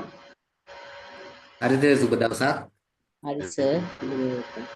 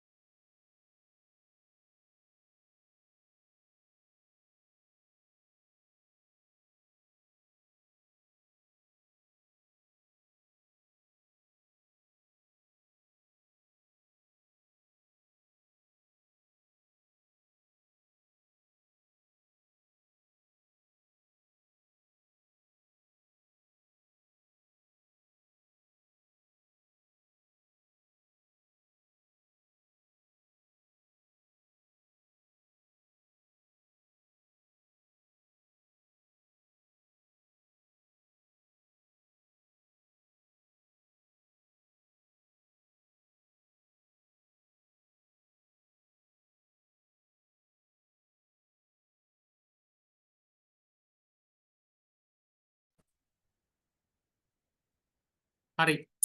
මාව ඇහෙනවද හැමෝටම? මයික් එකක් ඔන් කරලා කවුරු හරි කියන්නකෝ. ඇහෙනවා සර්. හරි. හැමෝටම සුබ උදෑසන. එතකොට කලින් එක මම ඉවර වෙන්නේ නැති. හරි. දැන් එතකොට ඔයගොල්ලන්ගේ එක්සෑම් එක ගැන දැන් මම හිතන්නේ අයිඩියා එකක් ඇති ඔයගොල්ලන්ට කොහොමද වෙන්නේ දවස් දෙකේ තියෙන මොඩියුල් ගැන සහ පේපර් එක ගැන අයිඩියා එකක් ඇති. එතකොට දැන් අපිට මම හිතන්නේ දැන් අපි දෙවෙනි දවස් තුන්වෙනි දවසට රිවිෂන් එක කරගෙන යනවා. එතකොට දැන් අද උදේ එකයි දැන් අද මේ කරන එකෙන් මම හිතන්නේ රිවිෂන් එක ඉවර වෙයි. මොකද අපේ මේ නිරෝෂණ සර්ගේ එයාගේ තාත්තා සනීප වෙලා කියලා මම හිතන්නේ එයා තාත්තා ළඟ තමයි මේ වෙලාවේ මේ ඉස්පිරිතාලේ ඉන්නේ. ඒක නිසා මේ ඒක අපි බලමු මොකක් හරි දැන් අද කොහොම හරි කරගන්න මම හිතන්නේ දවල් කාලේ කරගන්න බැරි වෙයි ඒක. බලමු මේක ගැන මොකක් හරි ඒක ගැටලුවක් නැහැ. හරි දැන් අපි එනවා අපේ මේ අපි කරපු දේවල් ටික නැවත චුට්ටක් ඔයාට මතක් කරගන්න. මොකද පේපර් එකේදී ඔයාට එක මොඩියුල් එකකට හම්බෙන වෙලාව ගැන දැන් ඔයාගේ ඔළුවේ ඇති. එතකොට එක ප්‍රශ්නයක් ලියන්න තියෙන එකෙන් එතකොට ඔයා ඒක තෝරාගෙන ඔයාට ලියා ගන්න පුළුවන්. අපි දැන් බලමු අපි දැන් පොඩි කොටසක් කරේ ඇත්තටම මේ තොරතුරු තාක්ෂණය සහ අපේ මේ සම්පකාරට සහ ව්‍යාපාරට එක අදාළ වෙන විදිහ ගැන කතා කරේ. එතකොට එතෙන්දී අපි කතා කරපු දේවල් ටික නැවත බලමු. අපිට දැන් මම මේ ෂෙයා කරලා තියෙන එක පේනවද? පේනවා සර්. හරි. එතකොට මේකේ අපි තොරතුරු තාක්ෂණය කියලා කිව්වේ මොකක්ද කියන එක අපිට මුලින්ම මෙතෙන්දී පැහැදිලි වෙනවා. ඔයාලට දැන් පේනවා. එතකොට මේකේ යන්නේ අපි ගණනය කිරීම, ඊට පස්සේ කළමනාකරණය සහ sannivedanaya. එතකොට තොරතුරු තාක්ෂණය කියලා කියන්නේ ඔන්න ඔය තුනේම එකතුවක් විදිහට අපිට කතා කරන්න පුළුවන්. එතකොට ඔයා දකිනවා වර්තමානයේ අපිට තොරතුරු තාක්ෂණය කියන දේ නැතුව කිසිම දෙයක් කරගන්න බැරි තත්වයකට ඇවිල්ලා තියෙනවා. ඒ කියන්නේ දැන් ඔයාට පෞද්ගලිකව සහ ආයතනීය වශයෙන් දෙපැත්තම ගත්තත් අපිට ඒක හොඳට පැහැදිලි මේ වෙනකොට දැන් උදාහරණයකට ගත්තොත් එහෙම අපේ ව්‍යාපාරය දැන් අපි ගත්තොත් එහෙම සමුපකාර හෝ අපේ ඊළඟට අපේ තියෙන සන්නස හරි මොකක් හරි අපේ සම්පකාර ව්‍යාපාරය සම්බන්ධ වෙලා තියෙන ගත්තොත් එහෙම මේතෙන්දී මේ තොරතුරු තාක්ෂණය කියන එක බද්ධ උන් නැත්තම් අපිට ඉස්සරහ ගමන් මගේ ඇත්තටම යා ගන්න බැරි වෙනවා. දැන් ඒක ටික අපිට කියන්නේ දැනෙනකොට ඇත්තටම වෙන්න තියෙන දේවල් ගොඩක් වෙලා ඉවරයි. දැන්වත් අපි මේකට අනුගත වුනේ නැත්තම් අපිට ඉදිරියේදී ලොකු ප්‍රශ්න ගොඩක් එනවා. ඒකත් එක්ක තමයි අපි මේ ටික ආව ඉස්සරහට. එතකොට මෙතෙන්දී තොරතුරු තාක්ෂණයේ වැදගත්කම. දැන් මේවා දැන් ඔයාට දැන් කෙටි කරුණු තිබුණාට ඔයාට පේපර් එකේදී හම්බෙන්නේ ලකුණු 60ක ප්‍රශ්නයක් නේ. එතකොට මේවා දැන් ඔයාට ලියන්න තමයි එන්නේ. ඒ කියන්නේ දැන් කරුණු පැහැදිලි කිරීම. හරිද? එතකොට තොරතුරු තාක්ෂණයේ වැදගත්කම මොකක්ද කියලා ඔයාගෙන් ඇහුවොත් එහෙම කරුණු ටිකක් ලියලා මදි. එතකොට කරුණු ටික ලිව්වට ඔයාට හම්බෙන්නේ අර ලකුණු වලින් කොටසක් විතරයි. එතකොට ඒක නිසා දැන් ඔයා මේකේ හැම කරුණක්ම දැන් මෙන්න මේ මම මේ දීලා තියෙන ටියුට් එක මම අද ගෲප් එකට දාන්නම්. මම කලිනුත් දාලා තිබුණා මේක ඉවරෙද්දි ගෲප් එකට දාන්නම්. එතකොට මේක හරියටම බලාගත්තා නම් ඇති මේකෙන් පිට ඔයාලට මොකක්වත් හම්බෙන්නේ නැහැ. මේ තියෙන ටියුට් එක නැත්තම් මේ තියෙන නෝට් එක ඇතුලේ තමයි ඔයාට ඔයාගේ ඔය ප්‍රශ්න කිහිපේ නැත්තම් අපිට ලියන්න ප්‍රශ්නේ හම්බෙන්නේ. එතකොට ඔයා අර නිතරම කරුණු ටිකක් විතරක් ලියන්න එපා. හරිද? කරුණු ටික ලියලා ඕනනම් කරුණු ටික වඩා අර කරුණු ටික ලිව්වට කමක් නැහැ. ඒ ටික පැහැදිලි කිරීම තමයි අපිට නිතරම වැදගත් වෙන්නේ. එතකොට මේකේ තියෙන වැදගත්කම ගත්තොත් එහෙම අපිට දීලා තියෙනවා නිවැරදි තීරණ ගැනීම තියෙන. ඒ කියන්නේ ඔයා දන්නවා තීරණ ගන්න කතන්දරයේදී අපිට මේක පහසුවෙන් ටික කරගන්න පුළුවන් කියලා. ඊළඟට වැරදි අවමීම සහ විශ්වාසවන්තභාවය වැඩි වීම. දැන් එතකොට එතින්ද ඔයාට මෙහෙම කියන්න පුළුවන්. දැන් අපි උදාහරණයකට ගන්නකෝ Excel එක හරි. එතෙන් එහාට වෙන මොන හරි මෘදුකාංගයක් කියලා. එතකොට ඒක ඔයා දකිනවා අපි අතින් කරනවට වැඩිය ඒක කරාම අපිට විශ්වාසවන්තභාවයත් වැඩි වෙනවා, වැරදි නැති වෙනවා. දැන් අපිට වැරදි චෙක් කරගන්නත් පුළුවන්. නැත්නම් ඔයා දන්නවා අපි කැල් එකේ ගහලා උත්තරයක් ගන්න එක වගේ නෙමෙයි අපි Excel එකේ වැඩක් කරගත්තාම. අන්න ඒ වගේ පොඩි පැහැදිලි කිරීම. හරිද? එතකොට ක්‍රියාවලිය කාර්යක්ෂම සිදු කරගැති වීම. එතකොට කාර්යක්ෂම සිදු කරගන්නවා කියලා කියන්නේ අර අපි කතා කරන දේෙන් දැන් අපි කියන්නේ දැන් තාක්ෂණය එකතු වුණාට පස්සේ ඕනෑම ක්‍රියාවලියක් අර අපි කියන්නේ වඩාත් නිවැරදිව කාර්යක්ෂමව කරගන්න පුළුවන්. එතකොට සඵලදායීතාවය සිදු කරගන්න පුළුවන් මේ අදාළ මොනවා හරි ක්‍රියාවලියක්. එතකොට ඔයා කල්පනා කරලා ඔයාගේ මොකක් හරි පොඩි ප්‍රොසෙස් එකක් එතෙන්ට ගන්න. අරගෙන ඒක කොහොමද කරගන්නේ කියලා ලියන්න. එතකොට නිමම් වල ගුණාත්මක භාවය ඉහළ යනවා. එතකොට එතෙන්දිත් ඔයාලට කියන්න පුළුවන් මොකක් හරි ප්‍රොඩක්ට් එකක් අපි හදද්දි ඒකේ තියෙන ගැටලු අවම කරලා ගුණාත්මක බව වැඩි කරලා ඒ ටික හදන්න පුළුවන් කියලා ගබඩාධාරිතාවයක් ලැබීම මෙන්න මේ වගේ මේ කරුණු වලින් කිහිපයක් ඔයා 4ක් 5ක් ඔලුවට ගන්න. හරිද? ඒ ටික හරියට බලා ගන්න පැහැදිලි කිරීම කරන්න පුළුවන් 4ක් 5ක් තෝරගන්න. හරිද? ඉතින් දැන් ඔයා මේ ටික ඔක්කොම ඕනේ නැහැ. මෙතනින් 3 4 හරියට බලන්න පැහැදිලි කිරීම එක්ක කරගන්න පුළුවන් දේවල් ටික මොනවද කියලා තොරතුරු තාක්ෂණයේ වැදගත්කම කියන දේ.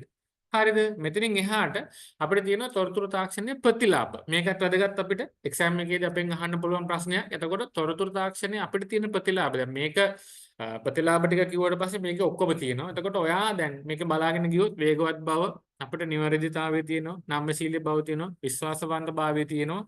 එතනින් ගියාට පස්සේ ගුණාත්මක භාවය වැඩි තොරතුරු ප්‍රමාණයක් කළමනාකරණය කරගන්න පුළුවන්. සේවක සංඛ්‍යාව ප්‍රමාණවත්, ඒ කියන්නේ අඩු ප්‍රමාණයකින් කරගන්න පුළුවන්. මෙන්න මේ වගේ දේවල් ටික පොඩ්ඩක් ඔයා පැහැදිලි කිරීමක් එක්ක කීපයක් කරන්න මතක තියාගන්න. මේක අපි ඒතකොට කතා කරේ තොරතුරු තාක්ෂණයේ ප්‍රතිලාභ.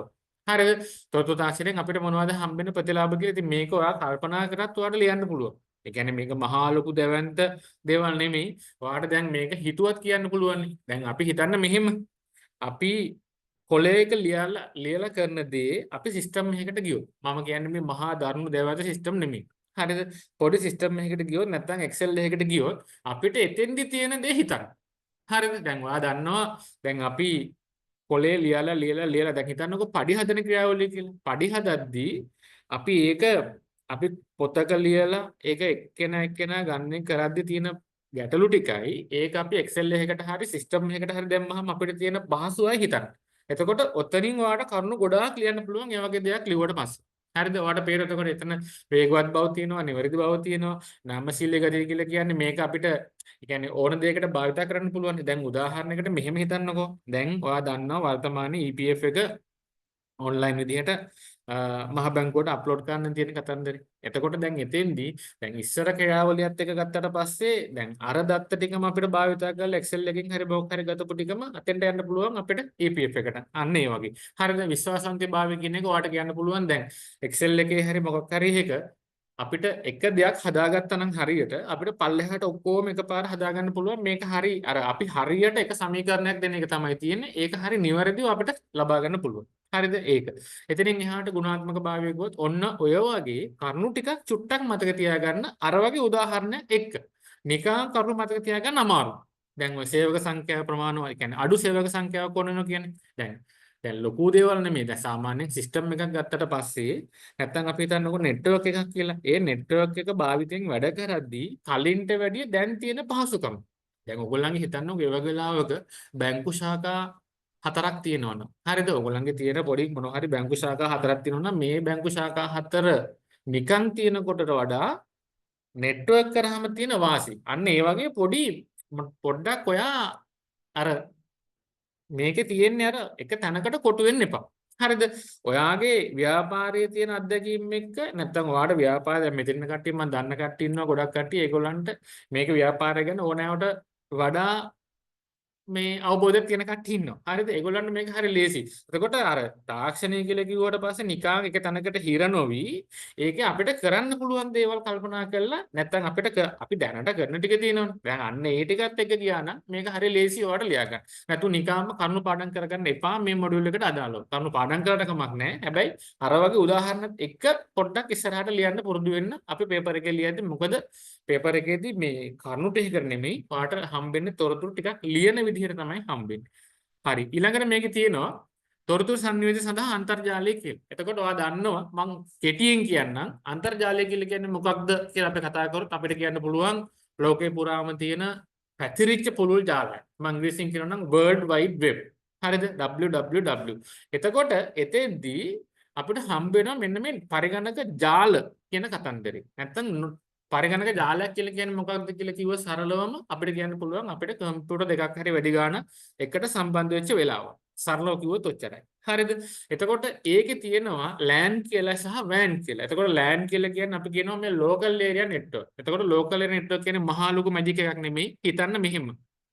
අපේ ආයතනයේ තුල දැන් මම ඉන්න මේ ආයතනයේ තුල මම කම්පියුටර් දෙක තුනක් එකට සම්බන්ධ කරලා ඒකට printer එකක් හයි කරලා තියෙනවා. අන්න ඒක ලෝකල් ඒරියා නෙට්වර්ක් එක. හරිද? එතකොට පුළුල් ජාලයක් කියලා කියන්නේ වයිඩ්. ඒ කියන්නේ වචනේම තියෙනවනේ. එතකොට ඒක ටිකක් විශාල පරාසයකට ගියුප් එකක්. එතකොට එතෙන්දි මෙහෙම හිතන්නකෝ. මම ඉන්න ශාඛාව නැත්තම් මම මේ මෙතන ඉන්න තැන මම ලින්ක් කරනවා තව මේ වගේ වෙන කොහේ හරි තියෙන තැනකට. ඒක සමහර විට ලංකාව තුල වෙන්න පුළුවන් ලංකාවෙන් පිටත වෙන්න පුළුවන් ඒක ගැටලුවක් නැහැ. අන්න එතකොට ඒක වයිඩ් නෙට්වර්ක් එකක්. අපි කියනවා පුළුල් ජාලයක් කියලා. කලින් කිව්වේ ලෝකල් ඒරියා කියන්නේ පොදු එකක්, පොඩි එකක්. දැන් වයිඩ් කියලා කියන්නේ මේක ටිකක් පැතිරිච්ච ජාලයක්. එතකොට අන්තර්ජාලය ගත්තොත් එහෙම අපිට අන්තර්ජාලය හරහා තමයි මේ දෙකම සම්බන්ධ වෙන්න තියෙන්නේ. එතකොට ඒක එහෙම මතක තියාගන්න. ඊළඟට තියෙනවා ඔයාට මේ අන්තර්ජාලය කියලා විස්තර කරලා තියෙනවා මේකේ අන්තර්ජාලය කියලා කියන්නේ මොකක්ද කියන එක ගැන. එතකොට අන්තර්ජාලය කියලා කියන්නේ මම අර කලින් කියපු විදිහට මේකේ මේ ලොකු නෝට් ඕනේ නැහැ. මෙහෙම හිතන්නකෝ. ලෝකේ පුරාම තියෙනවනේ ආයතන සහ පුද්ගලයෝ. ඒ ආයතනයි පුද්ගලයෝයි සම්බන්ධ කරලා තියෙන ජාලයක් කියලා මතක තියාගන්න අන්තර්ජාලය කියලා කියන්නේ. සරලවම ඔච්චරයි. හරිද? එතකොට එතෙන්දිත් අපිට හම්බ වෙනවා අභ්‍යන්තර ජාල සහ බාහිර ජාල කියලා දෙකක්. ඉන්ට්‍රානෙට් සහ එක්ස්ට්‍රානෙට් කියලා. හරිද? අර කලින් කතා කරපු දේ නෙමෙයි මෙතන හම්බෙන්නේ අන්තර්ජාලය පදනම් කරගෙන ව්‍යාපාරයක තියෙන පුළුවන් අභ්‍යන්තර ජාල. හරිද? ඒ කියන්නේ ගනුදෙනුකරුවන්ගේ තොරතුරු තියෙන ඒවා එතෙන් ගියාට පස්සේ මොනවා හරි දැන් අපි දන්නවා දැන් ඩේටාබේස් එකක් කියන එක දැන් අපි හිතන්නකෝ ව්‍යාපාර වලට ඩේටාබේස් එකක් අවශ්‍ය ඇයි කියලා ගත්තොත් එහෙම දැන් ඔයා දකිනවා සමහර වෙලාවට අපි දන්නේ නැති මොනවා හරි ආයතනයකින් අපිට මැසේජ් එකක් එනවා මේ බඩු වල මිල අඩු කළ. අපි දන්නවා සමහරට ආයතන අපි ගිහිල්ලවත් නැහැ. නමුත් අපිට එවන මැසේජ් එකක්. අන්න ඒ වගේ ගනුදෙනුකරුවන්ගේ හරි ඒ බාහිර පාර්ශවයක් වුණත් වෙන්න පුළුවන්. මොනවා හරි ඒ තොරතුරු එකට එකතු කරලා ගැනීම සහ ඔන්න ඔය කතන්දරයක් තමයි තියෙන්නේ. අභ්‍යන්තර ජාල සහ බාහිර ජාල කිව්වොත්. ඊට පස්සේ තියෙනවා දෛනික කටයුතු සඳහා වූ අන්තර්ජාල පහසුකම්. එතකොට මේ අහන්නේ අපිට එදිනෙදා අන්තර්ජාලයේ තියෙන ප්‍රයෝජන. හරිද? දැන් මේ නෝට් එක පැත්තකින් තියලා ඔයා නිකන් ඔලුවට දාලා බලන්න අපි ඉන්ටර්නෙට් එකෙන් මොනවද කරගන්න කියලා. එතකොට මේක හරියට ඔයාලට ලියන්න පුළුවන් සරලවම. දැන් මේ ප්‍රශ්නේ අහුවොත් ඔයා මේකේ ලොකු දේවල් ඔලුවට ගන්න එපා. හරිද? ඔයා බලන්න අද ඔයාගේ ෆෝන් එක අතට ගත්තට පස්සේ නැත්තම් අපි කම්පියුටරෙන් ඉන්ටර්නෙට් එකෙන් අපිට කරන්න පුළුවන් දේවල් ටික. මේ අහන්නේ සරලවම. එතකොට ඔන්න මෙහෙම හිතන්න. ඔයා Facebook හරි මොනවා හරි Google හරි මොනවා හරි ඔය ඒකට යන්න. හරිද? ඒක අපි කියන ඔය වෙබ් එක භාවිතා කිරීම කියලා. හරිද? ඊළඟට ඔයා මොකද කරන්නේ? ඔයාගේ බයෝඩේටා එක වෙන කෙනෙක්ට ඊමේල් කරනවා. හරිද? මම මේ කියන්නේ සරල අන්තර්ජාලය භාවිත කරන ඒවා. ඊළඟට මම Facebook එකේ තව කෙනෙක් එක්ක chat කරනවා. නැත්නම් WhatsApp එකේ මම මැසේජ් එකක් දානවා. හරිද? ඒවා අපි සංවාදිතය කියන්න පුළුවන්. දුරකථන පහසුකම් ගත්තොත් එහෙම දැන් ඉස්සර අපි SIM එකක් දාලා අපි ෆෝන් එකෙන් කරන දේ දැන් ඔයාට පුළුවන් අපි WhatsApp account එකක් හදාගත්තට පස්සේ මොකක් හරි මේ ඒක හරහා අපිට පුළුවන් අපි කියන්නේ ඔඩියෝ කෝල් වීඩියෝ කෝල් ඔය කතන්දර ඒවා. හරිද? දැන් ඔයා දන්නවා අපිට ඒකෙදි data package එකක් දාගත්තට පස්සේ අපිට වැය වෙන මුදලක් අවමයි ඒ වගේ දේවල් තියෙනවා. ඊළඟට තියෙනවා ලිපිගනු හුවමාරුව කිව්වොත් එහෙම සරලවම අර ඊමේල් එකත් එක්කම එන එකක් තමයි ඒක. එතකොට ඒතෙන්දී අපිට පුළුවන් මොනවා හරි දෙයක් අපේ තියෙන දෙයක් අන්තර්ජාලය හරහා වෙන තැනකට යවන්න. ඊට පස්සේ තියෙනවා මේකේ විද්‍යුත් රැසීම් ඕවා ඔහොම ඕනේ නැහැ. හරිද? ඔයාලා නිකන් සරලව කියන්න මතක තියාගන්න අපිට ඕන නම් දැන් ඉස්සර බෝඩ් මීටින් එකක් තියන්න. නැත්නම් අපේ ආයතනයේ ස්ටාෆ් මීටින් එකක් තියන්න. අපි ඒකට එන්න මෙපා භෞතිකව. ඒ කියන්නේ අපි ඇවිල්ලා ඕනේ මේකට සම්බන්ධ වෙන්න. දැන් පුළුවන් ඒගොල්ලෝ කොහේ හිටියත් එයාට පුළුවන් අපි වෙලාවක දුන්නොත් එහෙම ඔන්ලයින් තාක්ෂණය හරහා මීටින් එකකට සම්බන්ධ වෙන්න.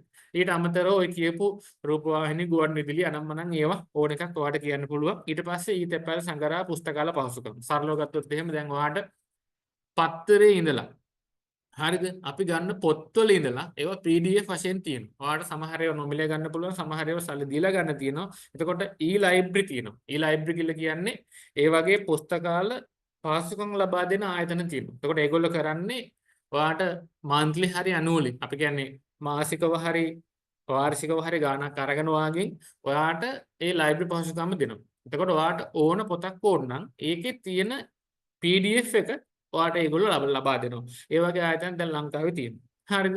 ඊළඟට මේ කියන channel සේවය. ඉතින් මේවා ඉතින් අය ලොකුවට කියන්න දෙයක් නැහැ. අපිට channel එකෙන් කතන්දර ඔයා දන්නවා. අර .999 අන්නේ වගේ කතන්දර අපිට දැන් ඉස්සරහට ඇවිල්ලා තියෙනවා. එතකොට මේකෙත් 4-5ක් මතක තියාගන්න ලියන්න පුළුවන් ඒවා. හරිද?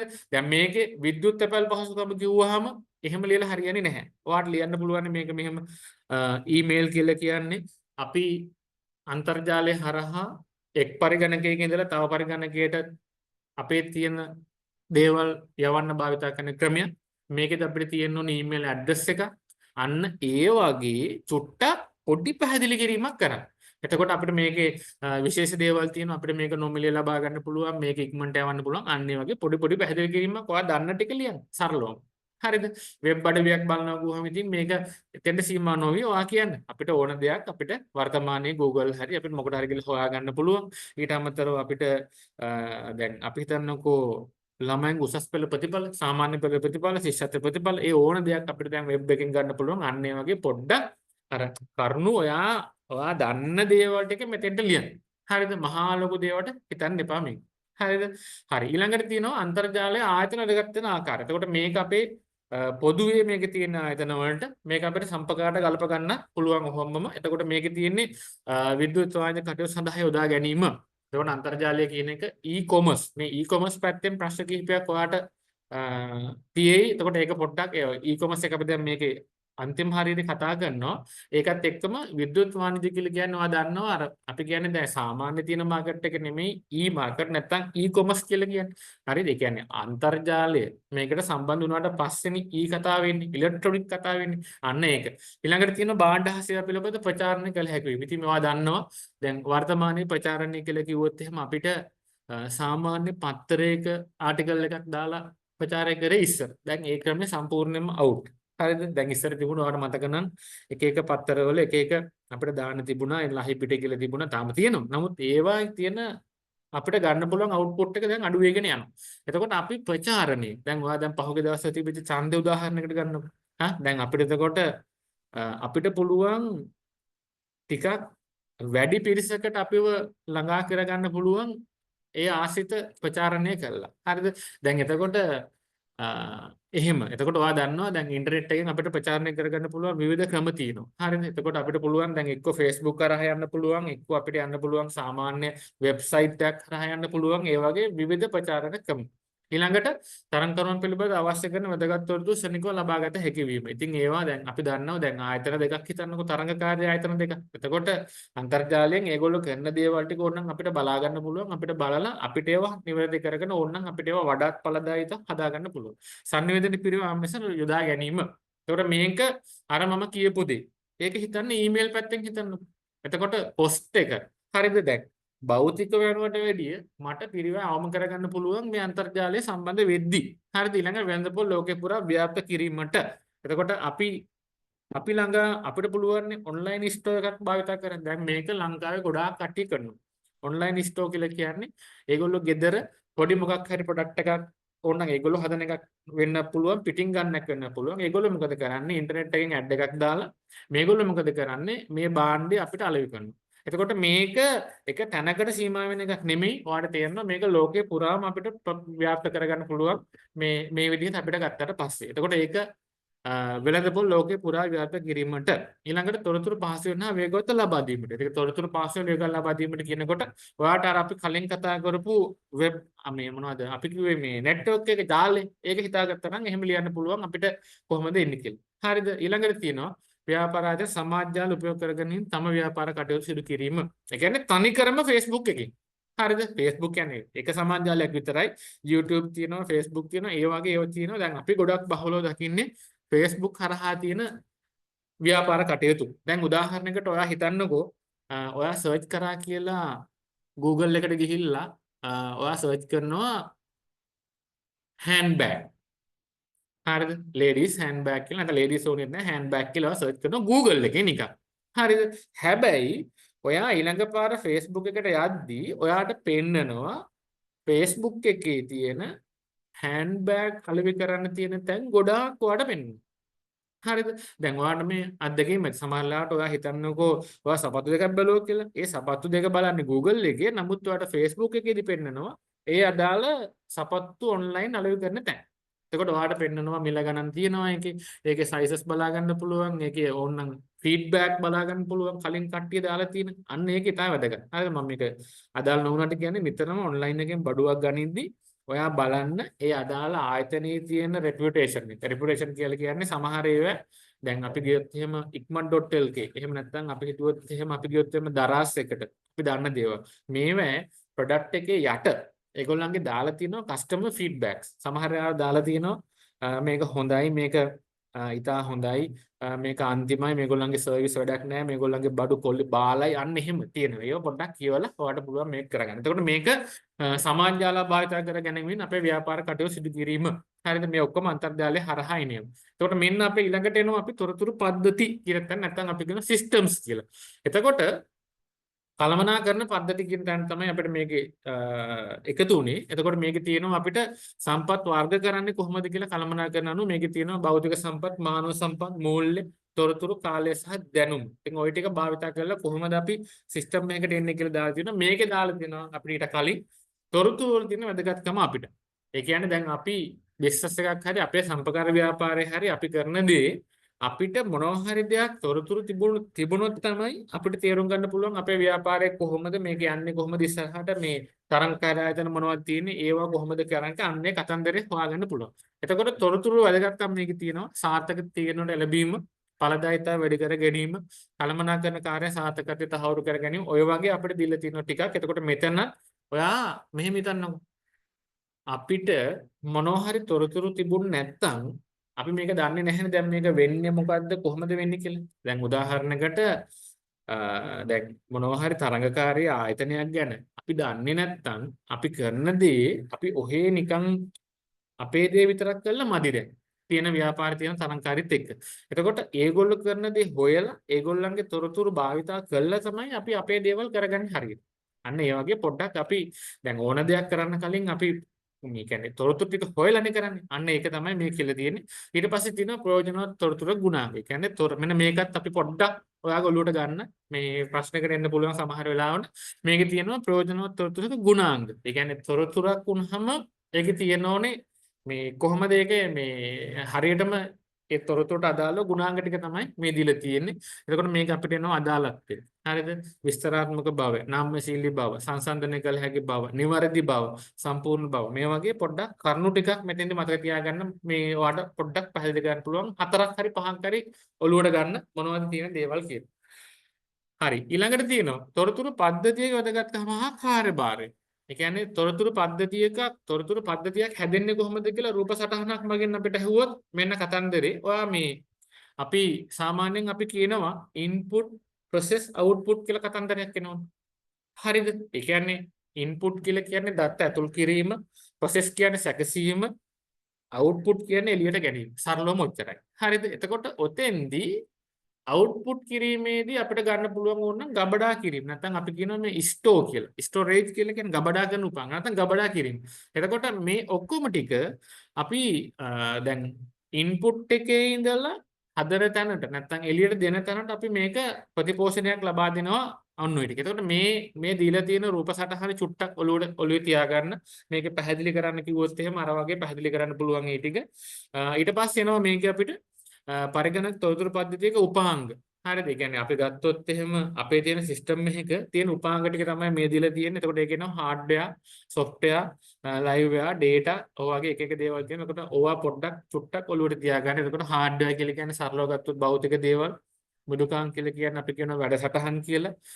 ලයිව්වෙයාර් කියලා කියොත් අපි කියනවා අපි මේ කියන්නේ අපිට සම්බන්ධ වෙලා හිටපු ඉන්න කියන්නේ වැඩ කරන කට්ටිය නැත්නම් අපි කියන්නේ ඒකේ පරිශීලකයෝ දත්ත කියලා කියන්නේ අපි කියනවා මූලික කරුණු නැත්නම් අපි data කියලා කියනවා අර එතකොට තොරතුරු කියලා කිව්වේ අපි කිව්ව ඒවා එකතුව හරිද ඊට පස්සේ ක්‍රියාපද පාඨය කියලා තියෙනවා අපිට මේකේ තියෙන සම්මුති නීති රීති හා ඒ ටික දීලා තියෙනවා ඊළඟට තියෙනවා අපේ තියෙන මෙන්න මේ ෆර්ම්වෙයාර් එක හරිද ඒ ටික දීලා තියෙනවා ඊට පස්සේ එනවා තොරතුරු පද්ධතියක අවශ්‍යතාවය දැන් මේකත් අර මම කියපු විදිහට අපිට මේක ඇයි අවශ්‍ය වෙන්නේ කියලා චුට්ටක් හිතලම ලියන්න. එතකොට මේක ගන්න පුළුවන් කළමනාකර අදාළ තීරණ ගන්න පුළුවන් තොරතුරු පද්ධතියකින් අරමුණු හා පරමාර්ථ අපිට ළඟා වෙන්න පුළුවන්. ඊට පස්සේ කාර්යය සාර්ථකව නිවැරදිව අපිට කරගන්න පුළුවන්. ඵලදායීතාව ඉහළ යන්න පුළුවන්. සම්පත් නාස්තිවම කරගන්න පුළුවන්. මෙන්න මේ වගේ කරුණු ටිකක් තියෙන්නේ තොරතුරු පද්ධතියක අවශ්‍යතාවය හා වැදගත්කම කියන තැන. ඒ කියන්නේ අර සිස්ටම් එකේ අපිට තියෙන වැදගත්කම මෙතන.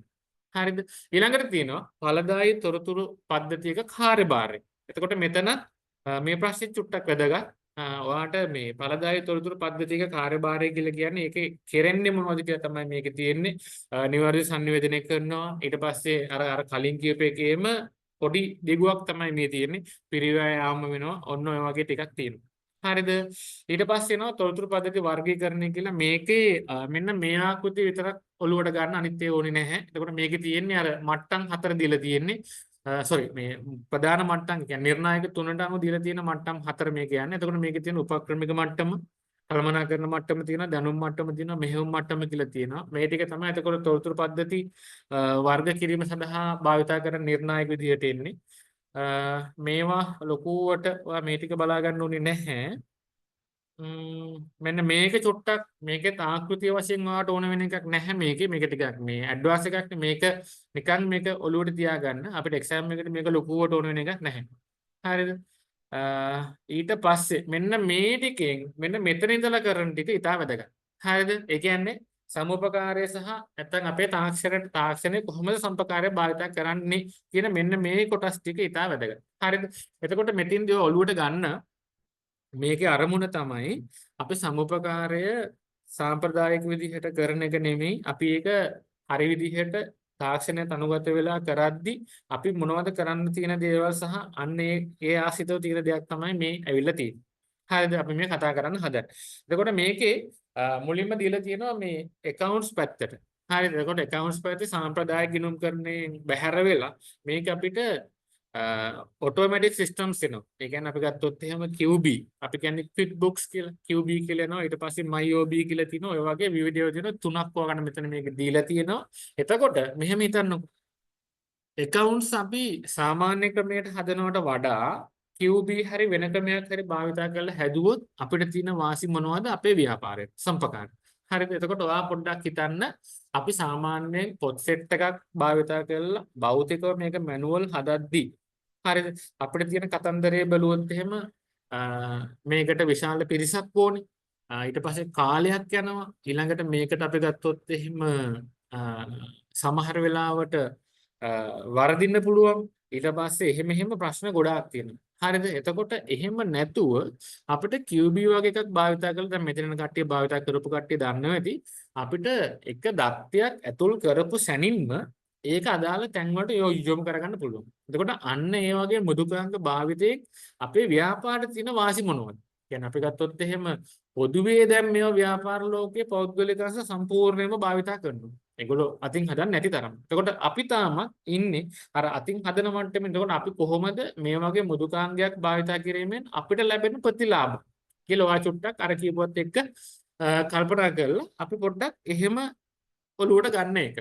හරිද? ඊළඟට එනවා මානව සම්පත් කළමනාකරණය තුල.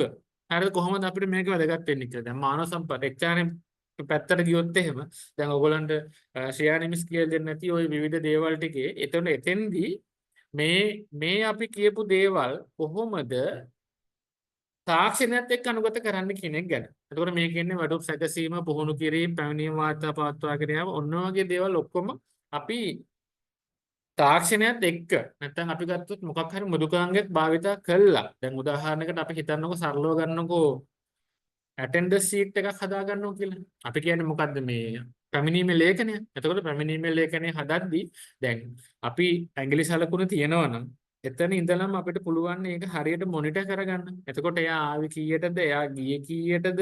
ඊට පස්සේ මෙයා නිවාඩු ගත්තේ කොච්චරද? මෙයාට ඒ කියන්නේ ඔක්කොම ටික මෙයා පරක් වෙලාව නම් දින කීයක් පරක් වෙලාවද? ෂෝට් ලිව් කීයක් දාලා තියෙනවද? අන්නේ සියල්ල අපිට ගන්න පුළුවන් එකම තැනකින්. ඒ කියන්නේ රෙකෝඩ්ස් ටික ඔක්කොම අපිට ගන්න පුළුවන් එකම. මේක අපි ලියලා භෞතික නැත්නම් අපි කියන්නේ පොලේක හදනවට වැඩිය අපිට තියෙන වාසි. හරිද? වටුප් සැකසීම ගත්තත් එහෙමයි. අන්න ඒවා පොඩ්ඩක් අපේ ව්‍යාපාරයකට කොහොමද අපි කරන්නේ මොකද්ද සහ වෙන්න ඕනේ මොකද්ද කියලා මේ ඇත්තටම ඉන්නේ. අන්න ඒක පොඩ්ඩක් ඔලුවට ගන්න.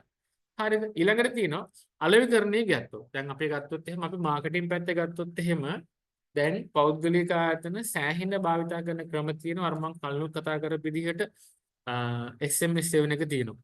හරිද? ඊට පස්සේ ඔයාට එනවා එක එක ප්‍රොමෝෂන්ස් එනවා එක එක දේවල්. දැන් උදාහරණයකට ඔය කාගිල්ස කරන්නේ කතන්දරේ සමහර බාණ්ඩ කිහිපයකට ඒගොල්ලෝ ලොකුවට මිල අඩු කරනවා. හරිද? ඒ කියන්නේ භාණ්ඩ දෙකක් තුනකට වෙන්න පුළුවන්. සමහර වෙලාවට සමහර ආයතන කරනවා දිනපතා ඕක කරනවා. හරිද? එතකොට වෙන්නේ මොකද්ද? මම බලනවා මේකේ මිල අඩුයි කියලා මම එතෙන්ට යනවා. එතකොට මම එතෙන්ට ගිහිල්ලා ඒ අදාළ භාණ්ඩ දෙක තුන නෙමෙයිනේ මම අරන් ඉන්නේ. හරිද? මම ෆුඩ් සිටි එකට ගියොත් අපි හිතන්නකෝ අඩු කරලා තියෙන කැටගරිය බඩු ටිකත් මම ගන්න ගමන් මම වෙනත් බඩුත් ගන්නවා. හරිද? එතකොට ඒගොල්ලන්ගේ අලෙවිකරණේ තියෙන්නෙම කෙනෙක් අද්දවා ගන්න භාවිතා කරන ක්‍රමයක් නේ අපි කියන්නේ. එතකොට ඒකෙදි අපිට පරිගණක කතන්දරේ මේක නිකන් කම්පියුටර් විදිහට කියන එක නෙමෙයි ඔය කියන්නේ. අපි කොහොමද අපි තාක්ෂණය භාවිතා කරන්නේ කියන එක ගැන කල්පනා කරනකොට අපි අපේ ව්‍යාපාරේ මේව භාවිතා කරනවද කියන එක තමයි උතන කතන්දරේට එන්නේ. ඒ කියන්නේ සම්පකාර ව්‍යාපාරය. එතකොට දැන් උදාහරණයකට මම දකිනවා සමහර තැන්වල ඔක කෙරෙනවා. ඒ කියන්නේ දැන් SMS එකක් කියලා කිව්වහම උපන්දිනේට හැපි බර්ත්ඩේ කියන මැසේජ් එකක් එනවා සමහර වෙලාවට අපි දන්නේ නැති අපි වැඩ කරන අපි මොකක් හරි ගණන් කරන ආයතනයකින් එන්න පුළුවන්.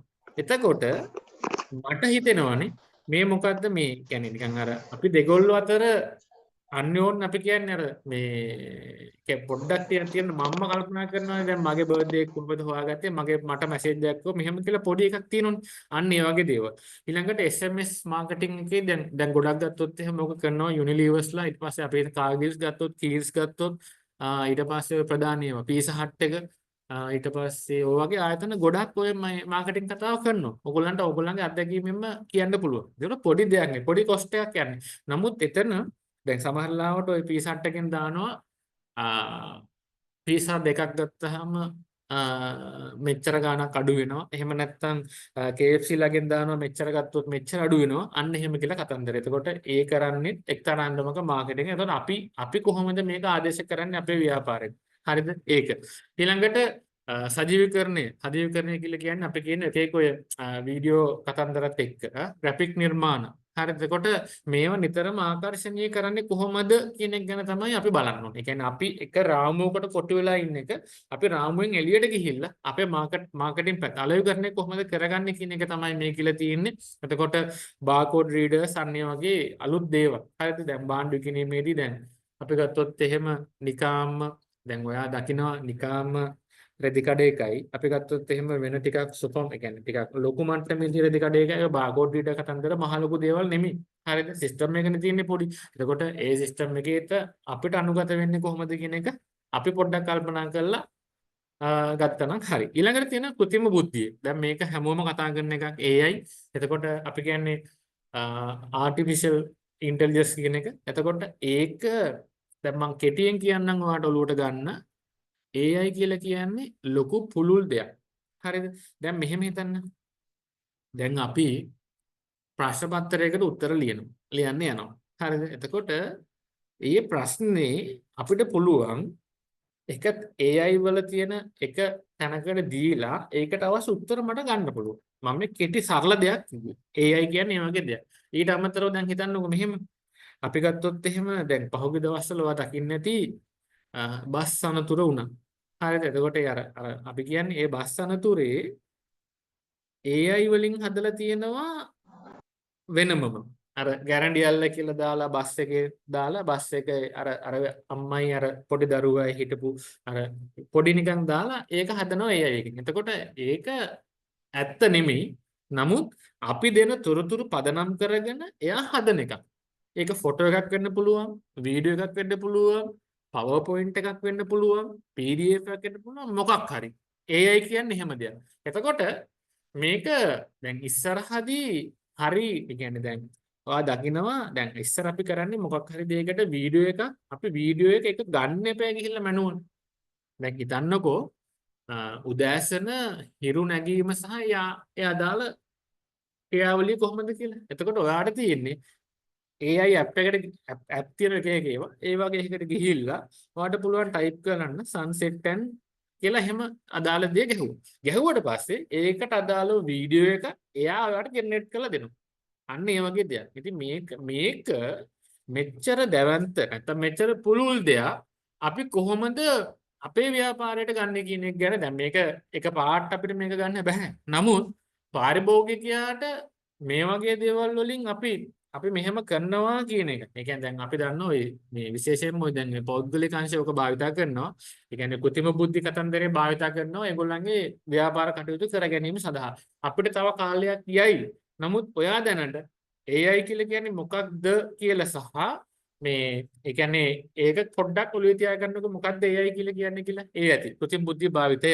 හරි. ඊළඟට තියෙනවා අන්තර්ජාලය යොදා ගැනීමෙන් භාණ්ඩ සේවා අලෙවි ප්‍රවර්ධනය කරන ඕනෑම ක්‍රමයක් විද්‍යුත් වෙළඳාම. අර මම කිව්වේ අපි දැන් එනවා කියලා. e-commerce නැත්නම් විද්‍යුත් වෙළඳාම කියන්නේ මොකක්ද කියලා. එතකොට මේකෙදි තියෙනවා අන්තර්ජාලය වෙළඳ දැන්වීම තියෙනවා. සෙවීම යන්ත්‍ර ප්‍රශස්ත කරන එක ලොකු දෙයක් නෙමෙයි. සෙවීම යන්ත්‍ර කියලා කියන්නේ අපි භාවිතා කරන search engine Google Yahoo වගේ දේවල් email අලෙවි කරන අපි කතා කරා. සමාජ මාධ්‍ය අලෙවි කරන අපි කතා කරා. එතකොට මෙන්න මේ කරුණු මෙතන දෙන පහ. හරිද? ඒ කියන්නේ විද්‍යුත් වෙළඳාමේදී ඇතුළත් වෙන දේවල්. එතකොට ඔය ටික අපි දැන් විද්‍යුත් වෙළඳාම කියන එක ගැන හිතලා විද්‍යුත් වෙළඳාම කියන්නේ මොකක්ද කියලා පදනම් ඔයාලට ගන්න කොළුවට. හරිද? මෙහෙම නෙවෙන්නේ. දැන් අපි සාමාන්‍ය දැන් මෙහෙම අපි හිතමුකෝ DSI කියලා. ඔන්න DSI ලා කරේ කොහොමද? ඒගොල්ලන්ගේ ෆැක්ටරියක් තියෙනවා. ඒගොල්ලන්ගේ තියෙනවා විකුණුම් ජාලයක් තියෙනවා. හැම ටවුන් එකකම දීලා තියෙනවා ෂොප් ටිකක්. හරිද? එතකොට එතෙන්දී ඒක සාමාන්‍ය ක්‍රමයක්. තාමත් ඒක තියෙනවා. හරිද?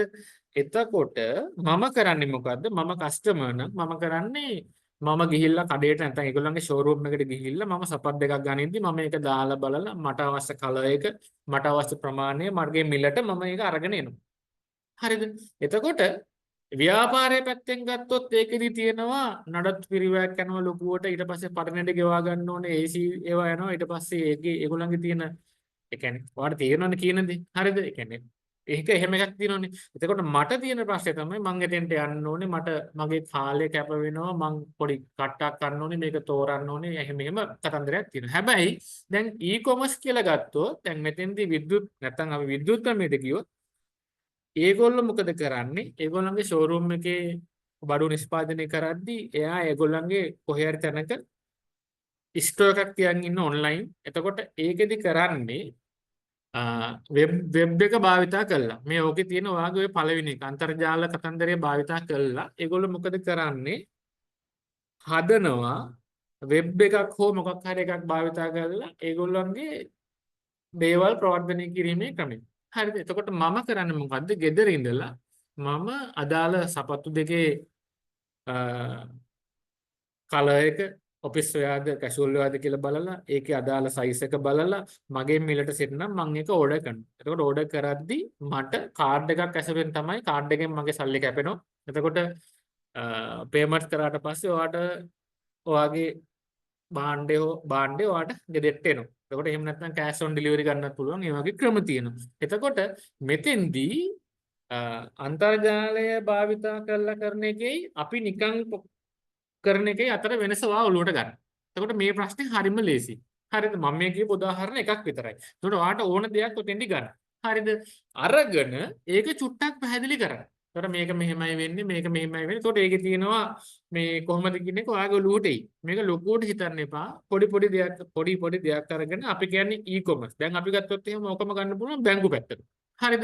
දැන් මේක බැංකු සේවා ඉතාමත් ආකර්ශනීය විදිහට දැන් කරගෙන යනවා මේ විද්‍යුත් වෙළඳාම කියන කතන්දරේ. මොකද ඉස්සර අපි බැංකුවට ගිහිල්ලා අපි ගණදෙනු කරගන්න ඕනි ක්‍රමේ දැන් සම්පූර්ණයෙන්ම ගෙදර ඉඳලා කරගන්න පුළුවන් මට්ටමට ඇවිල්ලා තියෙනවා. හරිද? ඒ කියන්නේ දැන් සම්පත් බැංකුවේ ඔයා බලන්න ඔයගොල්ලෝ දන්නවා ඇති ගෙදර ඉඳලා account එකක් open කරලා වැටි කරගෙන යන්න පුළුවන්. එතකොට එයා ඔයාගේ face එක කැමරාවෙන් edit කරගෙන මේ ඒ ටික බලාගෙන ගෙදර ඉඳලා account එක open කරලා වැටි කරගෙන යන්න පුළුවන්. හරිද? එවලෙම කරගන්න පුළුවන්. ඒ තත්ත්වෙට දැන් ඇවිල්ලා තියෙනවා. විද්‍යුත් වෙළඳාම. හරිද? ඒ කියන්නේ කතන්දරෙත් එක්ක. ඉතින් මේවා ඔයාටත් වැදගත් ඒ වගේම අපි ආයතන වලටත් වැදගත් කොහොමද මේක භාවිතා කරලා වැටි කරගන්නේ කියන එක ගැන. හරිද? එතකොට මෙන්න තියෙනවා අපි කියපු විද්‍යුත් වාණිජ්‍ය නැත්නම් අපි කියපු e-commerce වලින් ව්‍යාපාර ලැබෙන වාසි. ඊළඟ මේකේ තියෙනවා අර මම කලින් කිව්වදී අපිට එළිය මාකට් එකට යන්න පුළුවන්. නේද? එතකොට විදේශීය වෙළඳපොළට විවෘත වෙන නිසා පාරිභෝගිකයන් අපිට ප්‍රමාණය වැඩි කරගන්න පුළුවන්. එතකොට අපිට ලාභ වැඩි කරගන්න පුළුවන්. දැන් ඔය සමහර දේවල් ආයතන කරන්නේ ලාභ ප්‍රතිශතය අඩුයි. නමුත් ඒගොල්ලෝ ටාගට් කරන පාරිභෝගික ප්‍රමාණය ඉතා වැඩි නිසා ඒගොල්ලන්ට ලාභ ප්‍රතිශතය අඩු වුණාට කමක් නැහැ. මොකද ඒගොල්ලන්ගේ ලොකු පාරිභෝගික පිරිසකට මේක විවෘත වෙනවා. හරිද? එතකොට අපි ගත්තොත් එහෙම දැන් අපි නිකන් තියෙන අපි ඒරියා එකේ ඉන්න එක අපිට මේක පුළුවන්නේ ලෝකෙ හිතන්න එපා. අපිට මේක ලංකාව ඇතුලේ ව්‍යාප්ත කරගන්න පුළුවන් නම් අපිට ලොකු ප්‍රමාණයකට දෙන්න පුළුවන්. අන්න ඒක.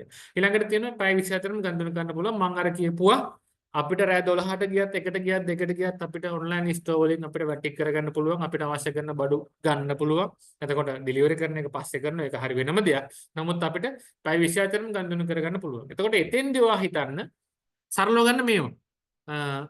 අපේ තියෙන ලයිට් බිල් වතුර බිල් කතන්දර නිකන් සරලව හිතන්නකෝ අපි මොනවා හරි පේමන්ට් එකක් කරන එක අපිට මේ අර ගිහිල්ලා කරන්න ඒව මුකුත් ඕනේ නැහැ. අපේ ෆෝන් එක ගත්තා අපිට ඕන ලාක අපිට මේ ටික කරගන්න පුළුවන්. ඊළඟට එනවා ගබඩා පිරිවැය, සංනිවේදන පිරිවැය, සේවක පිරිවැය වැනි ඒක අවම කරගන්න පුළුවන්. අර මම කියපු උදාහරණය ගන්න එතෙන්ට. DSI එකේ ෂෝරූම් එක. නැතුව ඒගොල්ලෝ ගබඩාව ඉඳලා ඒගොල්ලෝ නිෂ්පාදනය කරන තැන ඉඳලා ඒගොල්ලෝ අපි හිතන්නකෝ ස්ටෝර් එකක් භාවිත කරා කියලා. එයාට එතකොට යන දේවල් හරිද කොස්ට් එක අඩු වෙන ඒවා අනම්මනම් ඒ කතා කරපුවා පොඩ්ඩක් කල්පනා කරලා ඔයා ලියන්න ඒ එක උදාහරණයක් ඔලුවට ගන්න. ඒක අනුව ඔයා ඔය ප්‍රශ්න ටිකට උත්තර ලියා ගන්න පුළුවන් වань. හරිද? ඊළඟට තියෙනවා ආකර්ෂණීය ප්‍රචාරණ සිදු කර ගැනීමට හැකියාව මත පාරිභෝගික ආකර්ෂණ. අර අපි කියපු ප්‍රචාරණ කටයුතු අන්තර්ජාලය නැත්නම් අපි කියන්නේ තාක්ෂණය භාවිත කර ගැනීමෙන් පාරිභෝගික ආකර්ෂණය කර ගැනීම. ඒක ඉතින් ඒකත් එහෙමම තමයි. ඊළඟට ව්‍යාපාර කීර්තිනාමයේ වැඩිවීම. එතකොට මේක කීර්තිනාමයේ වැඩිවීම කියන එකත් වෙනවා. හරිද? ඒකට දැන් කීර්තිනාමය කියන එක ඕක හරි අපි කියන්නේ මොකද්ද? පරිස්සමෙන් කරන්න ඕන දෙයක්. හරිද? මේක මොකද දැන් සමහර තැන්වලදී අන්තර්ජාලය කියන එක Facebook කියන එක කීර්තිනාමයට හොඳයි. හරිද? නමුත් කීර්තිනාමය නැති වෙන්න ඕකම බලපාන්න පුළුවන්. හරිද? ඒ නිසා ඒවා පොඩ්ඩක් බැලන්ස් එකේ කරන්න ඕනේ. මොකද සමහර වෙලාවල් වලදී අපි හිතන්නේ නැති තැන් වලින් අපිට ගැටලු වෙනවා.